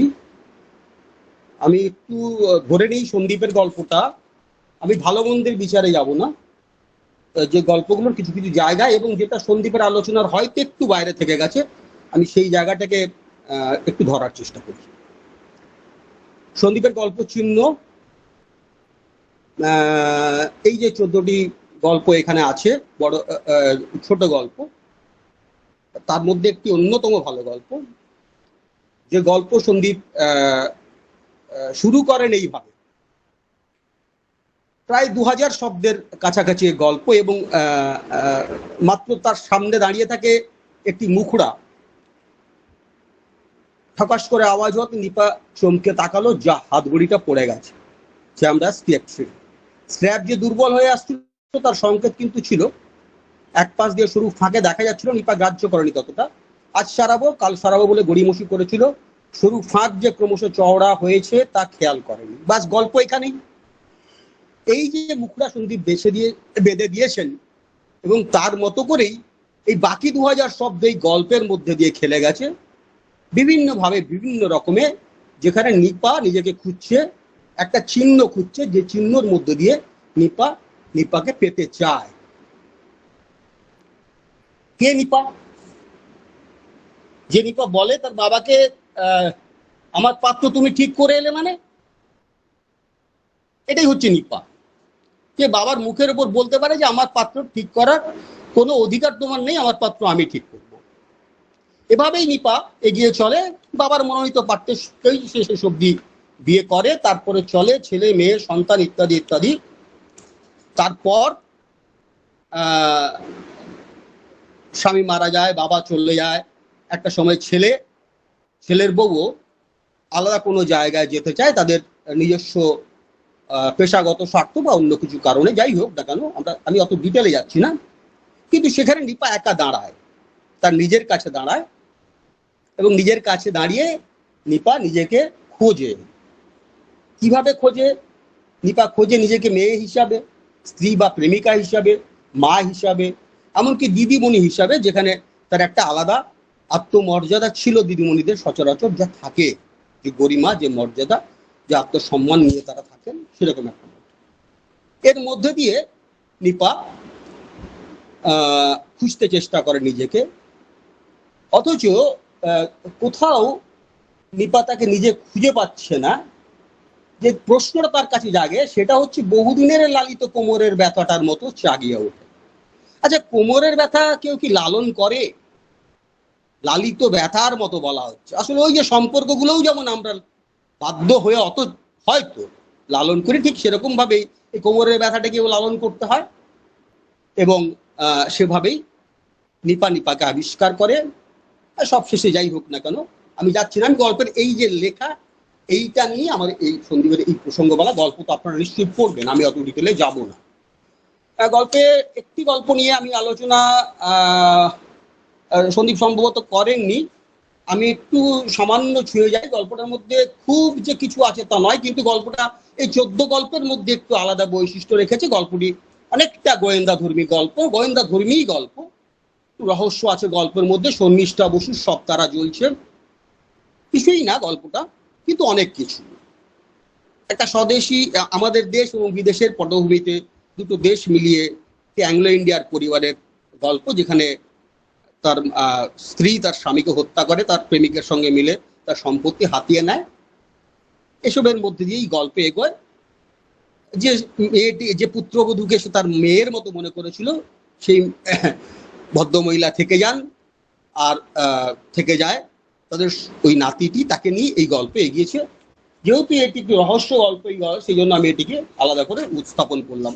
সন্দীপ যেটা খুব ভালোভাবে এবং খুব সুন্দরভাবে উপস্থাপনা করেছেন, মানে উনি প্রায় বলেই দিয়েছেন, আমিও সেই একমত যে এই গল্পের সবচেয়ে ভালো গল্প অবশ্যই সুব্রত দার গল্প, সুব্রত বসুর গল্প। একটা গল্প বলার গল্প, আমরা যারা গল্প লিখি, গল্প চর্চা করি, তাদের জন্যই বোধহয় সুব্রত এই গল্পটা লিখেছিলেন। পুনরাবিষ্কার, যে গল্পে তিনি শুরু করেন খাঁটি সোনায় গয়না বানানো যায় না। আর আসলে উনি যেটা বলতে চেয়েছেন সেটা হচ্ছে একটা নির্ভেজাল সত্য ঘটনা দিয়ে কোনো গল্প হয় না, গল্পের মধ্যে একটা ভেজাল থাকে, সেই ভেজালটা গল্পকার খুঁজে বেড়ায়। খুব সুন্দরভাবে সন্দীপ আলোচনা করেছে, আমি ডিটেলে যাচ্ছি না, কিন্তু পথ ঘাট এইভাবে একটা বিস্তৃত অনাখ্যান নের মধ্যে দিয়ে, ব্যাখ্যার মধ্যে দিয়ে, যেখানে গল্প নেই সেই গল্পহীনতার মধ্যে দিয়ে সুব্রত আমাদের হাঁটিয়ে নিয়ে যান গলি গলি ইত্যাদি ইত্যাদি। তারপরে এক মহিলার কাছে এসে দাঁড়ায়, যে মহিলা ওই নায়ক বা লেখকের মধ্যে দিয়ে বাকিদেরকে জানিয়ে দিতে চায় যে সে ভালো আছে, এই কথাটা যেন সবাইকে বলে দেওয়া হয়। সে টালির চালের তলায় থাকে, কিন্তু তার বাড়ির ভেতরে যদি লেখক একবার ঢুকতেন তারা দেখতে পেতেন সেখানে ফ্রিজ আছে, সেখানে টিভি আছে, সেখানে জেনারেটর আছে, সমস্ত কিছু আছে। এই কথাটা যেন তিনি বাইরে সবাইকে জানিয়ে দেন। এটা কোথায় লেখকের কোথাও একটা লাগে, কোনো একটা জায়গাতে লাগে, লেখক চলে আসেন কোনো রকমে, তার বাচ্চা ছেলেটির হাতে কোনো একটি টাকা দিতে গিয়ে সে দেখে তার কাছে 100 টাকারও নোট নেই, বাধ্য হয়ে তিনি 200 টাকা দেন, দিয়েও তার আক্ষেপ হয়, সেই আক্ষেপ নিয়ে তিনি ফিরে আসেন এবং সবশেষে তার স্ত্রীর কাছে যখন এই ধরনের কথা বলছে তখন তার স্ত্রী জিজ্ঞেস করেন যে এটা তো ঘটনা, এটা গল্প হলে কি হতো? তখন বলছি গল্প হলে আমি খুঁজে বার করতাম যে ও কোনো সবজির দোকান নেই, ও আসলে সবজি দোকানের কর্মচারী। অর্থাৎ এই যে কোথাও গিয়ে নিজেকে হেরে না যাওয়ার ব্যাপার, এই যে ভালো আছে এটাও বোধহয় একটা মিথ্যা ব্যাপার, এই যে মিথ্যেটাকে নিয়ে একটা গল্প, এই গল্প লেখার গল্প বলেছেন। শাশ্বতীর ভোর নিয়ে সন্দীপ আলোচনা করেছেন, একটা মানসিক অসুখ যাকে আমরা ডিমেনশিয়া বলতে পারি, যদিও শাশ্বতী অ্যালজাইমার বলেছেন, যাই হোক কাছাকাছি কিছু। গল্পটা একটা সাধারণ গল্প, ভুলে যাওয়ার গল্প, যা সচরাচর বয়স হয়, কিন্তু এই যে ভুলে যাওয়া, এই ভুলে যাওয়াটা কি শুধুই ভুলে যাওয়া? এইটাই গল্পের মধ্যে আছে। এটা কি কোনো ধরনের বিদ্রোহ? একটা সময় যেভাবে একটা মানুষকে ধরে রাখে, তারপরে এই যে দ্রুত বদলে যাচ্ছে পৃথিবী, যার সঙ্গে আমরা মেলাতে পারছি না। আমরা একটা সময় একটা মানুষের সঙ্গে দীর্ঘ জীবন কাটিয়েছি, আর এখন প্রতিদিন প্রতিনিয়ত পারলে শয্যা বদল হয়। এই যে তথাকথিত লাইফ যাকে আমরা বলি আর কি, এই যে জায়গাতে যেখানে আমরা ওই ব্রেক ডেও পর্যন্ত পালন করি, হ্যাঁ, তো সেই জায়গায় দাঁড়িয়ে একটা মানুষ তার পুরনো জায়গাতে থাকতে চায়, এটা সেই থাকার গল্প। এই যে অসুখ, এই অসুখ কি আদৌ মানসিক অসুখ নেই, আমাদের তৈরি করা করি, এই দ্বন্দ্ব শাশ্বতী আমাদেরকে এনে দিয়েছেন। এই গল্পটা আমার ভালো লেগেছে। আমি দেবশ্রীর গল্প নিয়ে বলেছেন সন্দীপ, আমি প্রায় সঙ্গে একমত, আমি গল্পের আর আলোচনায় যাচ্ছি না। বিমল গঙ্গোপাধ্যায়ের অহংকার, অদ্ভুত ভাবে এই গল্পটা এসছে। অনুর কিছু নেই, তাতেই দম্ভ অহংকার, কিছু নেই, যা থাকার কথা তা নেই, যা থাকার কথা তা নেই। কি আছে তাহলে? অপুষ্ট বুক দুটোর অস্তিত্ব বোঝাই যায় না, নাভি বরাবর সেতিটা যেন আকারে আরো একটু বড় হয়েছে। এইরকম একটি মেয়েকে অনু তার অনুজ প্রতিম কলিগের সঙ্গে গেঁথে দিতে চায়, মেয়েটার যাতে একটা গতি হয়, কিন্তু মেয়েটা শেষ অবধি তা অস্বীকার করে। হ্যাঁ, মা বলে বাপ দাদার মতো অহংকার কি আছে তোর? কিন্তু একটা সময় মায়ের হাত অনুকে আবিষ্ট করে এবং সে নিজেকে ধিক্কার দেয় যে তার কলিগকে সুযোগ করে দিয়েছিল তার মেয়ের সঙ্গে অত্যন্ত ঘনিষ্ঠ হবার। এই যে এই ভাবনা সে ভাবলো কি করে যে অনুকে আমি এতটা অসংযমী, এতটা সুযোগ সন্ধানী ভাবলাম কি করে? অসাধারণ একটা ভাবনার গল্প। হ্যাঁ, তো এই একটা গল্প আমরা আছে। আমি বলেইছি যে যেহেতু সন্দীপ খুব ভালো আলোচনা করেছেন এবং অনেকটা সময় ধরে পুরো গল্পগুলো আলোচনা করেছেন, আমি 10 মিনিটের মধ্যেই আমার ভালো লাগা কিছু গল্প এখানে আলোচনা করলাম। অরিন্দম দা নিয়েও সন্দীপ বলেছে, ফলে আমি আর যাচ্ছি না, এটুকুই বলে আমি শেষ করছি। ধন্যবাদ নরেশ জানা। এবার আমরা প্রায় শেষ দিকে চলে আসছি। রম্য রচনা ভ্রমণ নিয়ে বলবেন স্বপন নাগ। আমি স্বপন নাগকে অনুরোধ করছি কিছু বলার জন্য। শুভ সন্ধ্যা। শোনা যাচ্ছে? হ্যাঁ, শোনা যাচ্ছে। প্রথমেই আমি ফোন গল্পের আসরের পত্রিকার সংশ্লিষ্ট সবাইকে ধন্যবাদ জানাই। অলরেডি 1.5 ঘন্টা আলোচনা হয়ে গেছে, ফলে আমাকে আলোচনা করতে বলা হয়েছে রম্য রচনা এবং ভ্রমণের ওপর, যে মোট 5টা এবং 3টে 8টা লেখার উপর আলোচনা করতে বলা হয়েছে। একটা ধরে আলোচনা করতে গেলে প্রচুর সময় লাগবে, ফলে আমি খুব সংক্ষিপ্তভাবে ছুঁয়ে যাচ্ছি। প্রথম কথা বলি যে এখনো অবধি যারা আলোচনা করেছেন অনুগল্প, অনুবাদ গল্প এবং ছোট গল্প নিয়ে বা শিশু কিশোর উপযোগী গল্প নিয়ে, আলোচকদের মধ্যে 80% আলোচককে আমি চিনি, যারা অত্যন্ত বিশিষ্ট আলোচক, যোগ্য আলোচক। সেখানে আমার অবস্থানটা খুব নড়বড়ে, সেটা স্বীকার করেই আমি বলি, রম্য রচনা সাহিত্যের এমন একটা ধারা যেটা খুব অবহেলিত আমার মনে হয়। কোনো পত্রিকা, সেটা বাণিজ্যিক হোক বা লিটল ম্যাগাজিন হোক, ধারাবাহিকভাবে রম্য রচনাকে প্রকাশ করে এরকম নমুনা কিন্তু খুব বেশি নেই। ফোন গল্পের আসর কিন্তু বিগত কয়েকটা সংখ্যা জুড়েই রম্য রচনাকে জায়গা দিয়েছে, সেই জন্য আলাদাভাবে আমি অভিনন্দন জানাবো। এবার রম্য রচনা ব্যাপারটা কি? রম্য রচনা নামের মধ্যেই লুকিয়ে আছে রম্য হতে হবে। আবার রম্য মানে সুন্দর বা রমণীয়। আবার সেভাবে দেখতে গেলে সমস্ত লেখাই তো মানে রমণীয় না হলে সাহিত্যোত্তীর্ণ হওয়ার কোনো উপায় নেই। কিন্তু তা সত্ত্বেও রম্য রচনা কেন? রম্য রচনা হচ্ছে সেই রচনা যেটা গল্প নয়, প্রবন্ধ নয়, কবিতা তো নয়। তাহলে কি সেটা? তার স্বাদ যদি ধরতে হয় তাহলে আমাদের সেই কমলাকান্তের দপ্তর থেকে শুরু করা যাক। তারপরে কালীপ্রসন্ন হুতুম প্যাঁচার নকশাও স্মরণযোগ্য এই কারণেই যে কেউ কেউ রম্য রচনাকে হুতুমি বাংলা বলে ব্যঙ্গ করেন। এবং তারপরে সৈয়দ মুস্তাফা আলীর পঞ্চতন্ত্র, চাচা কাহিনী, ভবানীচরণ বন্দ্যোপাধ্যায়ের নববাবু বিলাস, পরশুরামের লেখা, এইসবগুলো যদি ধরি ধারাবাহিকভাবে আস্তে আস্তে শিবরাম চক্রবর্তীতে এসে আমরা থমকে যাই এই কারণেই, শিবরাম চক্রবর্তীকে একজন রম্য রচনা লেখক বলে আটকে রাখার কোনো জায়গা নেই।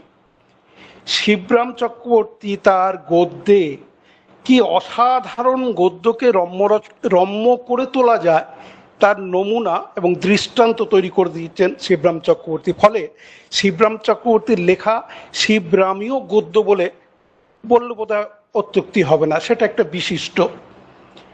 এইভাবে যখন চলে আসছে তারপরে আমরা কি পেয়েছি সঞ্জীব চট্টোপাধ্যায়, হিমানীশ গোস্বামী, তারাপদ রায়। এরপরে কিন্তু ধারাবাহিকভাবে রম্য রচনা লেখার মতো নির্দিষ্ট করে কোনো লেখককে বলার মতো কিন্তু নাম খুঁজে পাই না আমরা। যা পাই সেটা যেরকম গল্পের ক্ষেত্রে হয়, একটা আলাদা আলাদা করে ক্যাটাগরিজ করা, ভূতের গল্প, রহস্য গল্প, প্রেমের গল্প, হাসির গল্প। এইভাবে রম্য রচনা আর রম্য গল্প এক করে দেওয়ার একটা প্রবণতা দেখা যাচ্ছে। আমি বোধহয় ভূমিকাটা বেশি করে বলছি, কিন্তু রম্য রচনা আর রম্য গল্পের মধ্যে যে তফাৎ আছে সেগুলো দিকে খেয়াল রাখতে গেলে প্রথমেই মানতে হবে একটি রম্য রচনা রম্য গল্প হয়ে উঠতে পারে, কিন্তু একটি রম্য গল্প সবসময় সেটা রম্য রচনা নয়। তাহলে রম্য রচনা কি?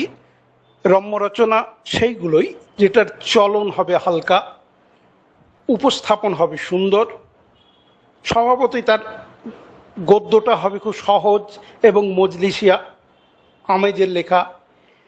তাতে আর কিছু না হোক, ওজস্বিতা বর্জন করতে হবে, মানে ভারী শব্দের প্রয়োগকে বর্জন করা অতি আবশ্যক।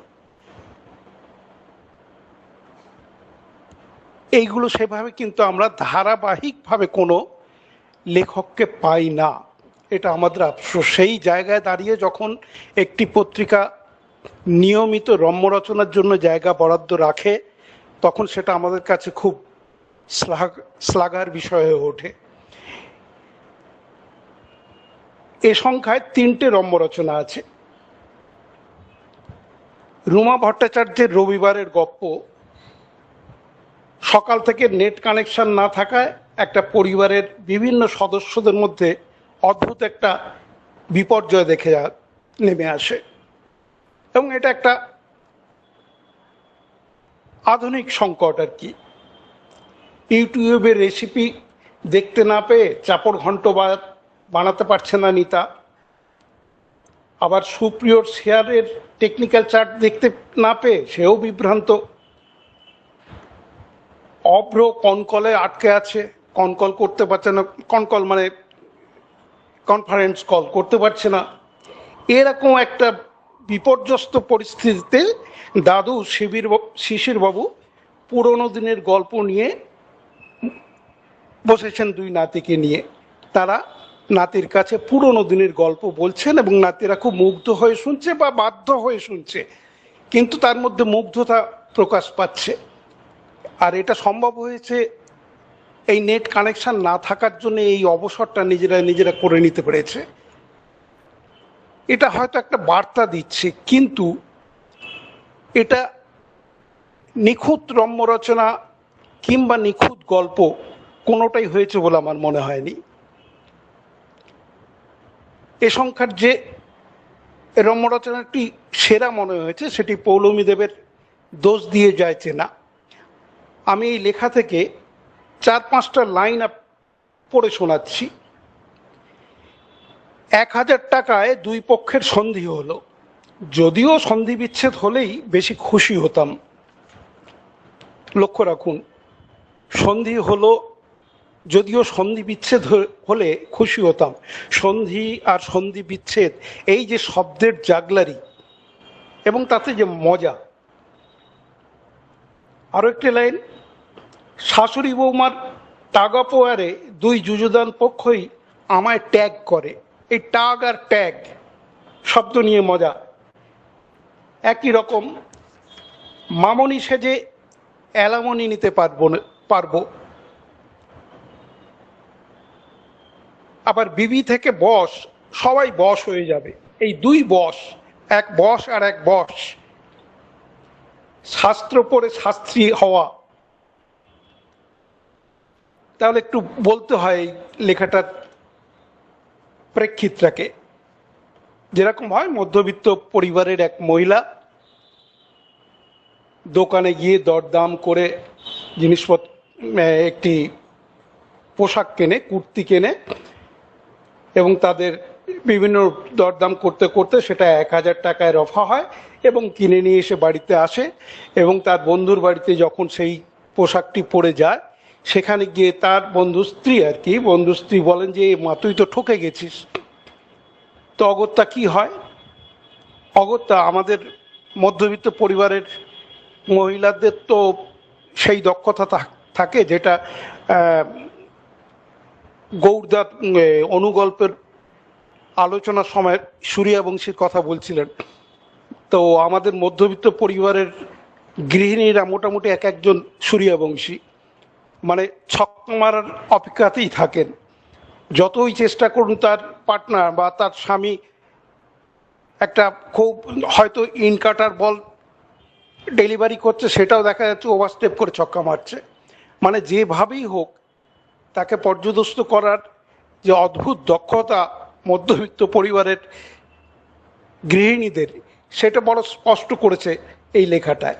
এই লেখাটি কিন্তু নিটল কোনো গল্প নয়, শেষ অংশে এসে বলছেন যে অভাগা যেদিকে যায় সাগর শুকিয়ে যায়, এই উদাহরণ টেনে বলছেন যে যখন বন্ধু অনল, মানে সে পরে যখন জ্যোতিষী হয়ে গেছে, তা অনল শাস্ত্রীর কাছে এসছে, সেখানে গিয়েও যখন তাকে প্রমাণ সাব্যস্ত করার চেষ্টা করে যে কুর্তিটা তার বউ নয়, সেই কিনেছে এবং সে ঠকেছে, তার নির্বুদ্ধিতাতেই এই পয়সার গচ্ছা গেছে, এইটা প্রতিষ্ঠা করার যে চেষ্টা এবং সফল, এই বিপর্যয় নিয়ে হালকা মজার ছলে লেখা গদ্যটা অসাধারণ লেগেছে। আমার মনে হয়েছে সেরা লেখা এটি। মোট 5টি ভ্রমণ, কি বলবো, ভ্রমণ সাহিত্য না ভ্রমণ বৃত্তান্ত। আসলে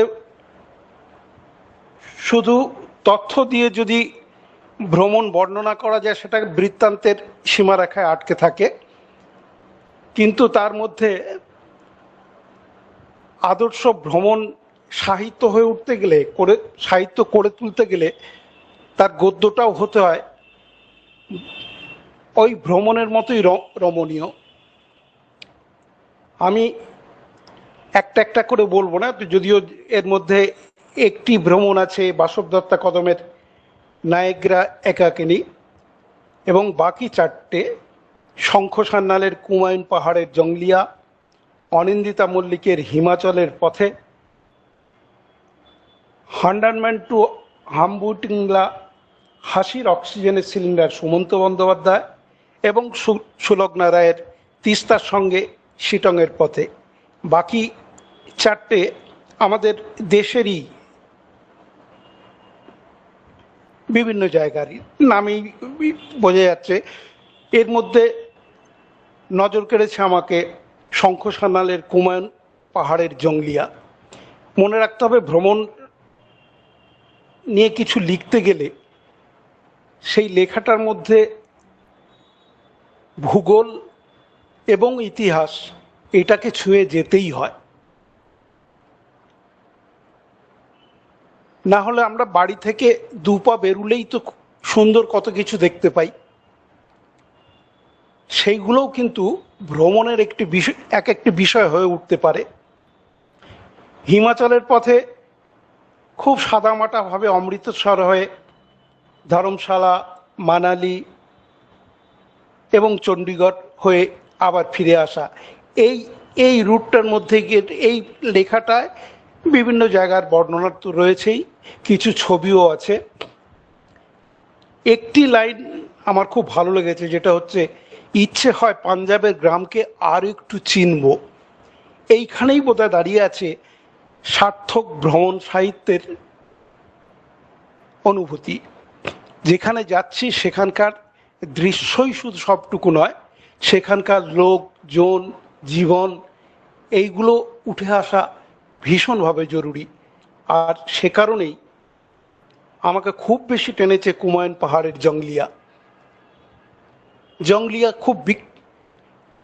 খুব বিখ্যাত কোন নাম তো নয়, কুমায়ুন পাহাড় জানি, কিন্তু জঙ্গলিয়া এমন একটা জায়গা, সেই নামের পিছনেও নামের কারণটাও বলা আছে। জঙ্গলিয়া, জং মানে যুদ্ধ, জঙ্গলিয়া যুদ্ধ করে জেতা। তো সেই জঙ্গলিয়া ভীমতাল ছাড়িয়ে চড়াই বেয়ে পাহাড় চূড়োর এক হাই স্কুলে গেছেন, যিনি লিখেছেন, গেছেন জঙ্গলিয়ার স্কুলের একটা হাই স্কুলে। সেখানকার প্রিন্সিপাল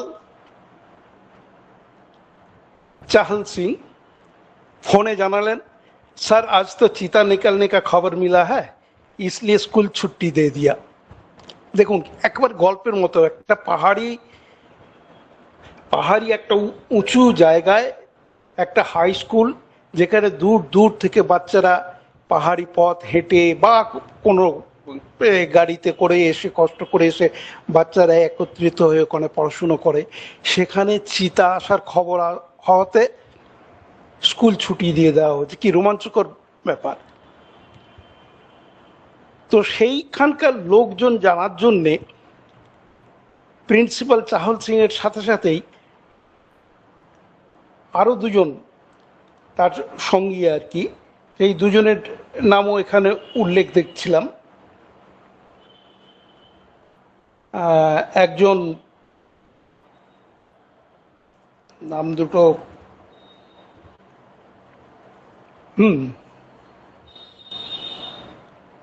সেই স্কুলেরই স্টাফ, একজন প্রীতম পালিয়াল আর একজন ভূষণ কুলিয়াল। তো সেই দুর্গম পাহাড়ি রাস্তা পেরিয়ে আসা কচি কাচার দল, এবং যেরকম করে বর্ণনা করা হয়েছে ওপর থেকে ওই কুমায়ুন পাহাড়ের দেখা, তার কিছু ছবিও আছে, একবারে স্বপ্নের মতো লাগছিল। এই লেখাটার আরো একটু বেশি টেনেছে, যেখানে শুরুই করেছে এইভাবেই, বক্সা পাহাড়ের ব্যঞ্জ বাজানো ইন্দ্রদায়ী হোক কিংবা তুঙ্গনাথের হাড় কাঁপানো শীতে ওম দেওয়া সুজন সিং রানার ধোঁয়া ওঠা রান্নাঘর, আবার কখনো মুক্তেশ্বরের আলোর মালার মধ্যে বিনীত পানোয়ারের ঘর, স্মৃতিতে ফুটে ওঠে হরেক ছবি। এই যে ছবির মতো ছবি যা দেখছেন বর্ণনাতে, তার যত কাছাকাছি তুলে আনতে পারেন পাঠকের কাছে, সেই ভ্রমণ সাহিত্য ততটাই বেশি গ্রহণযোগ্য হয়ে ততটাই পাঠের আগ্রহ দেখান পাঠক। বাকি রইল হাম্বু টিংলার হাসির অক্সিজেনের সিলিন্ডার, সুমন্ত বন্দ্যোপাধ্যায়ের লেখা। এই লেখাটিও চমৎকার। প্রায় 13,380 ফিট উঁচুতে, যেখানে অক্সিজেনের ঘাটতি হওয়ার যে কোনো মুহূর্তে সম্ভাবনা, সেই মুহূর্ত হাসি এবং মজা করে, এবং সেখানে বলা হচ্ছে এই হাসি আমাদের অক্সিজেন, এরকম মজা করতে করতে একটা প্রায় ট্রেকিংয়ের বর্ণনা, খুব সুন্দর লাগে। আর সুলগ্না রায়ের লেখাটিও আমাদের খুব চেনা, তিস্তার সঙ্গে শিটংয়ের পথে, মূল তিস্তাকেই রাখা হয়েছে এবং মাঝখানে ছুঁয়ে যাওয়া হয়েছে মংপু মৈত্রী দেবীর সেই বিখ্যাত আবাসনটিকে, যেখানে রবীন্দ্রনাথ ঠাকুরের কিছু স্মৃতিচিহ্ন রাখা আছে। এই নিয়ে বাকি 5টা ভ্রমণ কাহিনী পড়তে আমাদের বেশ ভালো লাগে। বাস, অনেকটাই বলে ফেললাম, আজ এইটুকুই রাখি। আলাদাভাবে আর আলাদা একটা করে লেখা বলা দরকার নেই, তবে মোটের ওপর রম্য রচনাই বলুন এবং ভ্রমণ সাহিত্য বলুন, সবকটা লেখাই পাঠককে খুব আনন্দ দেবে, এই বিশ্বাস আমার আছে। সবাই ভালো থাকবেন, নমস্কার, ধন্যবাদ। ধন্যবাদ স্বপর্ণাক। যে শেষ আইটেম ছিল প্রবন্ধ, তো প্রবন্ধে বলার কথা ছিল তপন বন্দ্যোপাধ্যায়, কিন্তু তপন বন্দ্যোপাধ্যায় একটা লিখিত পাঠাবেন বলেছিলেন, কিন্তু আজকে সকালেই উনি আমাকে একটা মেসেজ করেছেন যে তিনি ভীষণ অসুস্থ হয়ে এখন বেড রিডেন, ফলে তিনি লেখাটা আর শেষ করে উঠতে পারলেন না, মানে আমাকে পাঠাতে পারলেন না। ফলে আমি প্রবন্ধ এবং সার্বিক আলোচনা এইটার উপরে ভার দিলাম আমি অরিন্দম গোস্বামীকে, এবং তিনি শেষ করবেন অনুষ্ঠান। অরিন্দম গোস্বামী।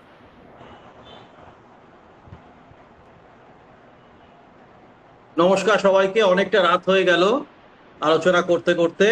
আমি মূলত প্রবন্ধটাই প্রথমে বলি, কারণ এখনো পর্যন্ত এই একটা দিকেই এখনো কোনো আলো পড়েনি, অন্য অনেক দিকে দীর্ঘ আলোচনা হয়েছে, ফলে প্রবন্ধর দিকেই আমি সরাসরি চলে যাই। এমনিতেই আমরা অনেকেই যারা সাহিত্যের সঙ্গে বেশি জড়িত, প্রবন্ধের প্রতি একটু অনীহা হয়তো আমাদের মধ্যে কারো কারো আছে, কিন্তু এবারের যে প্রবন্ধগুলো আছে, আমি বলতে পারি ফোন গল্পের আসরের যে সংখ্যায়, সেখানে কিন্তু প্রবন্ধগুলো তাদের নিজস্ব যে স্বকীয়তা এবং তাদের যে দাবি, সেটা কিন্তু করছে আমাদের কাছে যে এটাকে আরো আগে পড়ে নিতে হবে। এইটা আমি কেন বলছি? আমি বলছি এই জন্যে যে প্রবন্ধ বিভাগের শুরুতেই দেখুন আসেন মধুসূদন গড়াইয়ের লেখা একটি প্রবন্ধ, সেটা হচ্ছে ইলেকট্রনিক বর্জ্য ও পরিবেশ রক্ষায় ব্যবস্থাপনা। অত্যন্ত দামি একটি প্রবন্ধ এখানে রয়েছে এটি, এবং এই রচনাটার শৈলীর দিকে সবাইকে একটু তাকাতে বলছি। একদম অন্য রকমের শৈলী। এখানে ভূমিকা এবং প্রত্যেকে যে অধ্যায় সেটা পরপর পরপর আলাদা আলাদা করে লেখা আছে, মানে ঠিক যেমন করে একটি বৈজ্ঞানিক প্রবন্ধ লেখা হয় ঠিক সেই রকম ভাবে। এবং সেখানে বিভিন্ন বিষয়, ই বর্জ্য কি এবং বৈশ্বিক পরিস্থিতি বা ই বর্জ্য ব্যবস্থাপনা ও আন্তর্জাতিক উদ্যোগ, এইসব বিষয়ের তথ্য পরপর পরপর সাজানো আছে। এবং অনেক ইনফরমেশন এখানে আমরা পাচ্ছি, এবং সেই ইনফরমেশন গুলো খুব দরকারি আমাদের আমাদের আজকের দিনে এই কথাগুলো জেনে রাখা খুব দরকার। আর একটা কথা বলবো, এই 5টা প্রবন্ধ যে আছে এখানে, তার মধ্যে একমাত্র এই প্রবন্ধটার মধ্যেই বিস্তারিত ভাবে রয়েছে উৎস এবং তথ্যসূত্র। যারা এই বিষয়ে বাড়তি কোনো আগ্রহ দেখাতে চান তারা কিন্তু এই তথ্যসূত্রগুলোর দিকে আরেকটু মনোনিবেশ করতেও পারে। এই ই বর্জ্য, এই একই ই বর্জ্য নিয়ে সুভাষিস দাও লিখেছেন, সুভাষিস ঘোষ। মধুসূদন বাবু যেখানে লেখাটি শেষ করেছেন সেখান থেকেই যেন মনে হচ্ছে সুভাষিস বাবু লেখাটা শুরু করেছেন। সুভাষিস বাবু এই ই বর্জ্যটাকে শুধু বৈজ্ঞানিক ভিত্তিতেই রাখতে চাননি, এর সঙ্গে সামাজিক এবং অন্যান্য পরিস্থিতি সেগুলোও কিনা এর মধ্যে আনবার চেষ্টা করেছেন। আমরা আগেরটায় যেমন একটা সংজ্ঞা পেয়ে যাই, আগের প্রবন্ধটায় যে ই বর্জ্য কি, হ্যাঁ, এইগুলো এই যে হার্ডওয়্যারের বর্জ্য এগুলো কিভাবে হচ্ছে, এবং এই যে এআই যে কিনা 2-3 বছরের মধ্যে আধুনিক যে চিপ সেটাকে একেবারেই অবসলিট করে দিচ্ছে 2-3 বছর পর, এটা মধুসূদন বাবু লিখেছেন। সুভাষিস বাবু সেখান থেকে এগিয়ে গিয়ে তিনি লিখছেন যে এখানে 4 কোটি টন সারা পৃথিবীতে ই বর্জ্য হচ্ছে, ভারতে সেই পরিমাণটা হচ্ছে 14 লক্ষ টন প্রায়, এবং সেটা শুধু গৃহস্থালী খেলনা থেকে নয়, লোহা, প্লাস্টিক, কাঁচ এগুলো থেকে শুরু করে আর সমস্ত কিছুর মধ্যে। মধুসূদন বাবুর লেখার মধ্যে রয়েছে আরো বিশেষভাবে রয়েছে সীসা, ক্যাডমিয়াম এবং রেয়ার আর্থ এলিমেন্ট যেগুলো আছে সেগুলো, এই সম্পর্কে তিনি আমাদের সচেতন করেছেন। ফলে এই দুটো প্রবন্ধ একটা অপরটার আমার মনে হয়েছে যে যেন পরিপূরক, এবং এই দুটো প্রবন্ধ আমাদের যেটা থিম ছিল মূল পরিবেশ, যেটার উপরে প্রবন্ধও লেখা হয়েছে এবং অনুগল্পও লেখা হয়েছে। এটা তো হবেই যে একটা বিষয় যদি থিম থাকে তাহলে একটা লেখার সঙ্গে একটা লেখার একটু ঠেকাঠেকি হয়ে যায়। অনুগল্পের ক্ষেত্রেও কিন্তু হয়েছে। আমি যদি সময় পাই জানলে বলবো, না হলে এক লাইন বলে রাখি যে অনেকগুলো অনুগল্পই কিন্তু গাছ লাগানো, গাছ কাটা, গাছের রোপণ এই সমস্ত বিষয়ের উপরে রয়েছে, যদিও প্রত্যেকটাই কিন্তু আলাদা এবং প্রত্যেকটাই তাদের নিজস্ব বৈশিষ্ট্যে উজ্জ্বল। বেশ, আমরা এখান থেকে বেরিয়ে চলে আসি সুব্রত দেবের যে গল্প বিপন্ন বসুধা। এটার মধ্যে ই বর্জ্য প্রধান নয়, এটা সাধারণভাবে সুব্রত লিখেছে বিভিন্ন দূষণ নিয়ে, সেখানে বায়ু দূষণ, জল দূষণ, মৃত্তিকা দূষণ, শব্দ দূষণ এবং তেজস্ক্রিয় দূষণে আছে। ওই তেজস্ক্রিয় দূষণ অংশটার সঙ্গে কিছুটা মিল আপনারা পাবেন। এবং এখানে ও গ্রিন হাউস এফেক্টের কথা লিখেছে। 1972 স্টকহোমে যে প্রথম বিশ্ব সম্মেলন হয়েছে তাতে রয়েছে, এবং প্রত্যেকেই আমাদের শুধু আমাদের সমস্যাটা নিয়ে শুধু বলেছেন তাই নয়, সমাধানের পথ দেখিয়েছে। এইটা একটা বড় বিষয়, প্রত্যেকটা প্রবন্ধেই আমরা সমাধানের পথ পাই। আমার খুব ভালো লেগেছে পরিযায়ী পরিযানুষিত অতিথি সঞ্জিত কুমার সাহা এইটা নিয়ে যেটা লিখেছেন, এটা আমার প্রচন্ড ভালো লেগেছে, একটি বেশ ভালো লেগেছে আমার। এবং এই যে মূলত হাঁস জাতীয় যে পাখি যারা কিনা আমাদের এখানে বারবার আসেন, এবং এই হাঁস জাতীয় পাখি এদের সেখানে প্রচন্ড ঠান্ডা, সেই ঠান্ডা থেকে বাঁচতে তারা দীর্ঘ পথ পাড়ি দিয়ে এখানে আসে, এখানে থাকে, এখানে তাদের সন্তান উৎপাদন হয় এবং ডিম ফোটে, সন্তান উৎপাদন হয় এবং তারপরে একসাথে তারা উড়ে চলে যায়। এবং তারা যে শুধু এখানে আমাদের এখানে খাবার খায় তাই নয়, তাদের যে বর্জ্য সেটা যে ফেলে রেখে যায় সেটা আমাদের এখানে মাছেদের, গাছেদের সেটা একটা পরিপুষ্টির কারণ হয়ে ওঠে। এইভাবে যে একটা লাইফ সাইকেল চলে, এটা খুব সুন্দরভাবে উনি দেখিয়েছেন। একটা আমরা সত্যি একটা এনভায়রনমেন্টাল একটা প্রবন্ধ আমরা এখানে পেয়েছি। আমার এই প্রবন্ধটাও খুব ভালো লেগেছে। মানস সরকার উনি লিখেছেন, ওনার লেখার যে বিষয়টি সেটি হয়তো কি বলবো, যে শিরোনাম থেকে হয়তো চট করে বোঝা যাবে না, হিম নিষ্পন্দ নিরাপরাধ ঘুম, এই বলে তিনি লিখেছেন। আসলে উনি তার পড়া বিভিন্ন ছোট গল্পের মধ্যে দিয়ে আমাদের তো সাহিত্যের ক্ষেত্রে একটা খুব বড় আলোচনার বিষয় এখন হয়ে গেছে ইকো ক্রিটিসিজম, তাই না? তো সেই বিষয়গুলোকে উনি তুলে ধরবার চেষ্টা করেছেন, যেখানে যেখানে পরিবেশ এবং পরিবেশ সম্পর্কিত বিষয় রয়েছে সেগুলোকে উনি তুলে ধরবার চেষ্টা করেছেন। ফলে এটা একটা অন্য ধরনের রচনা, যেখানে উনি বলবো আমরা যে পরোক্ষ বিষয় যে উনি তুলে ধরেছেন, যে একজন একটা সাহিত্যে প্রতিফলন ঘটছে যেভাবে, এই জন্যেও এটা একটা আকর্ষণ এটা রয়েছে। এবং অনেক সাহিত্যিকের কথা উনি বলেছেন, শীর্ষেন্দু মুখোপাধ্যায়, শ্যামল গঙ্গোপাধ্যায়, অনিতা অগ্নিহোত্রী, সাধন চট্টোপাধ্যায়, কিন্নর রায়, এবং গৌরদাও আছেন এখানে, গৌরদার নামও আছে। আমার খুব ভালো লাগতো এখানে আরো যারা আছেন তাদের কারোর নাম আরো দু একটি ভাবে উচ্চারিত যদি হতো তাহলে আমার আরো ভালো লাগতো। ফলে স্বাভাবিকভাবেই আমরা এই যে এতজন বসে আছি, একটা সময় তো এটা 55-56 জন হয়ে গেছিল, এখনো আমরা 36 জন বসে আছি এখানে। এই যে বসে আছি আমরা, কোথাও আমাদের নাম উল্লেখিত হলে আমাদের একটা আলাদা রকম ভালো লাগে। ফলে সেই ভালো লাগার জায়গাটা আমরা আরো বেশি করে পেতে পারতাম। যাই হোক, আরো যে সমস্ত বিষয়গুলো যে রয়েছে সে নিয়ে বিস্তারিত আলোচনা হয়েছে, আমার খুব ভালো লেগেছে। আমি নিজে যেহেতু গল্পই লিখি মূলত, তো গল্পর যে 14টা গল্প আমি 14টা গল্প পত্রিকা পেয়েই পড়ে ফেলেছি। আর একটা ব্যাপার যে এই গল্পের যে লেখক যারা, তারা সবাই আমার খুব পরিচিত, এইটা আমার আর একটা ভালো লাগার দিক। এবং অনুবাদ গল্পেও যে 3 জন রয়েছেন তারাও আমার বিশেষ পরিচিত, ফলে সেটাও আমি একেবারে পড়ে ফেলেছি। এবং একটা জিনিস দেখুন আমি লক্ষ্য করছি, গল্প নিয়ে, অনুবাদ গল্প নিয়ে তো বিস্তারিত আলোচনা হয়েছে, আমি একটা অন্য দিক বলি। এর মধ্যে অনেকগুলো গল্পই দেখুন রয়েছেন যেখানে মেয়েদের স্বাভিমান, মেয়েদের আত্মমর্যাদা এবং মেয়েদের নিজস্ব যে ব্যক্তিত্ব, এইগুলো ফুটে উঠেছে খুব বড় করে, এগুলোই কেন্দ্রীয় বিষয় হয়ে উঠেছে। আপনি যদি দেখেন যে চিহ্ন বলে যে সন্দীপ যে গল্পটি লিখেছে, তার যে নিপবিথি বসু, সে যে আর 5 জনের সঙ্গে নিজের ব্যক্তিত্ব খুইয়ে মেলাতে পারলো না, সেটা তো তার ওই অনমনীয়তার কারণেই। ফলে এই যে একটা ভাবনা যে অনমনীয়তা বা সবার সঙ্গে কেনই বা মিশবে সে সবার সঙ্গে, এই একই ব্যাপার আপনি দেখুন যে এই অনমনীয়তা, বিমল গঙ্গোপাধ্যায়ের যে অহংকার বলে যে গল্পটি, তার মধ্যে রয়েছে বিশেষ চরিত্র হিসাবে অরুণা, সুব্রত বসুর যে গল্পের মধ্যে, তারও তো একটা আলাদা রকমের ভাবনা আছে। সেটার মধ্যে রয়েছে সিক্তাদির গল্পের, সিক্তা গোস্বামীর গল্পে যে চৈত্র সেল, তার মধ্যে যে চরিত্রটি আছে, সেই চরিত্রটি আমি নাম বলে দিচ্ছি, সেটা হচ্ছে মিলিদি। মিলিদি বলে যে চরিত্রটি রয়েছে, সেই মিলিদিও তো সবার থেকে একটু আলাদা, তাই না? এরকম উজ্জ্বল ক্যারিয়ার, সে কেন ওই যিনি যে আঁকে সানুদা তার সঙ্গে থাকবে? তার মধ্যে একটা ব্যাপার আছে, তার মধ্যে একটা নিজস্বতা আছে, তাই না? এবং প্রসব গল্পের সুব্রত ভৌমিকের ভাষা, এটা আমার খুব ভালো লেগেছে। যাই হোক, এই সমস্ত কিছু একটা মেয়েদের কোথায় যেন একটা আলাদা স্বাভিমানের জায়গা এই গল্পটা গুলোর মধ্যে আছে, একটা স্বাধিকারের জায়গা, নিজের জায়গা খুঁজে নেওয়া, এই সবকটা কিন্তু একটা মেইন থিম এই গল্পের মধ্যে। গল্পে কিন্তু কোনো বিষয় দেওয়া ছিল না, যেমনটা ছিল প্রবন্ধের ক্ষেত্রে, যেমনটা ছিল অনুগল্পের ক্ষেত্রে, কিন্তু গল্পের ক্ষেত্রে তো সেটা ছিল না। কিন্তু গল্পের ক্ষেত্রে একটা অন্য রকমের থিম আমার মনে হয়েছে এই সবকটা গল্পের মধ্যে ফুটে উঠেছে। এবং এইগুলো আমার তো নরেশদার গল্পটাও খুব ভালো লেগেছে, খুবই ভালো লেগেছে।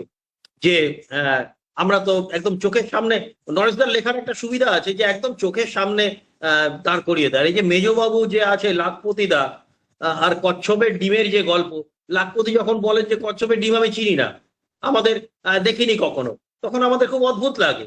কিন্তু এই অদ্ভুত লাগে কেন, কেন উনি এরকম বলেন, সেটা গল্পের শেষে সুন্দর হয়ে যায়।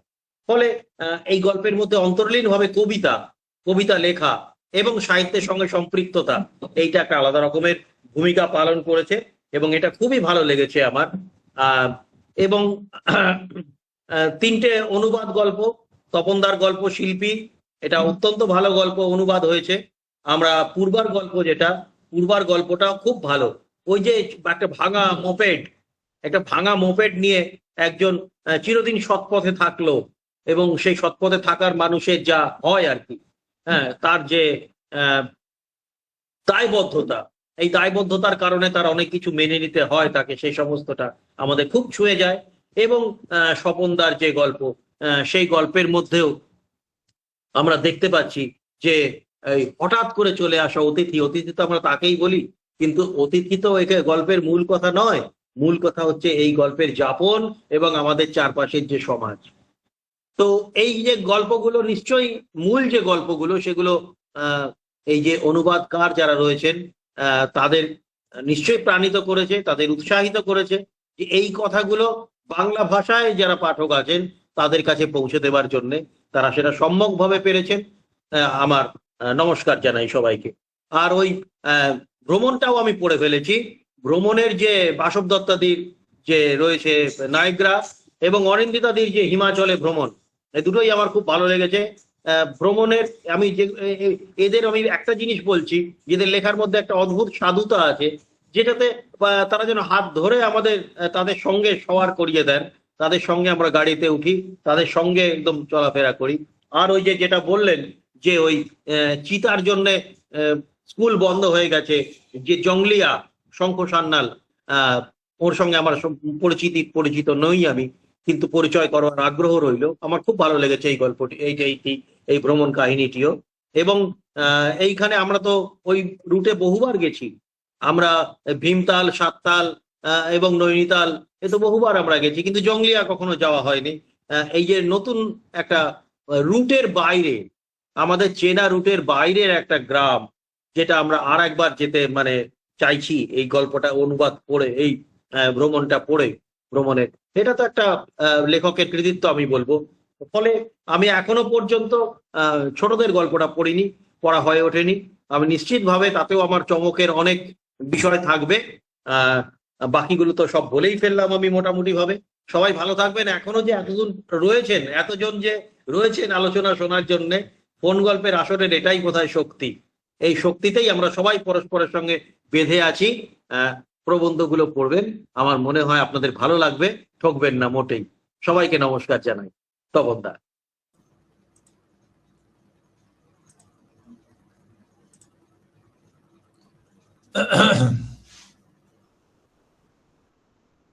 ধন্যবাদ। সবাই অনেক ধৈর্য নিয়ে থেকেছেন, প্রায় 2 ঘন্টা মতন হয়ে গেল।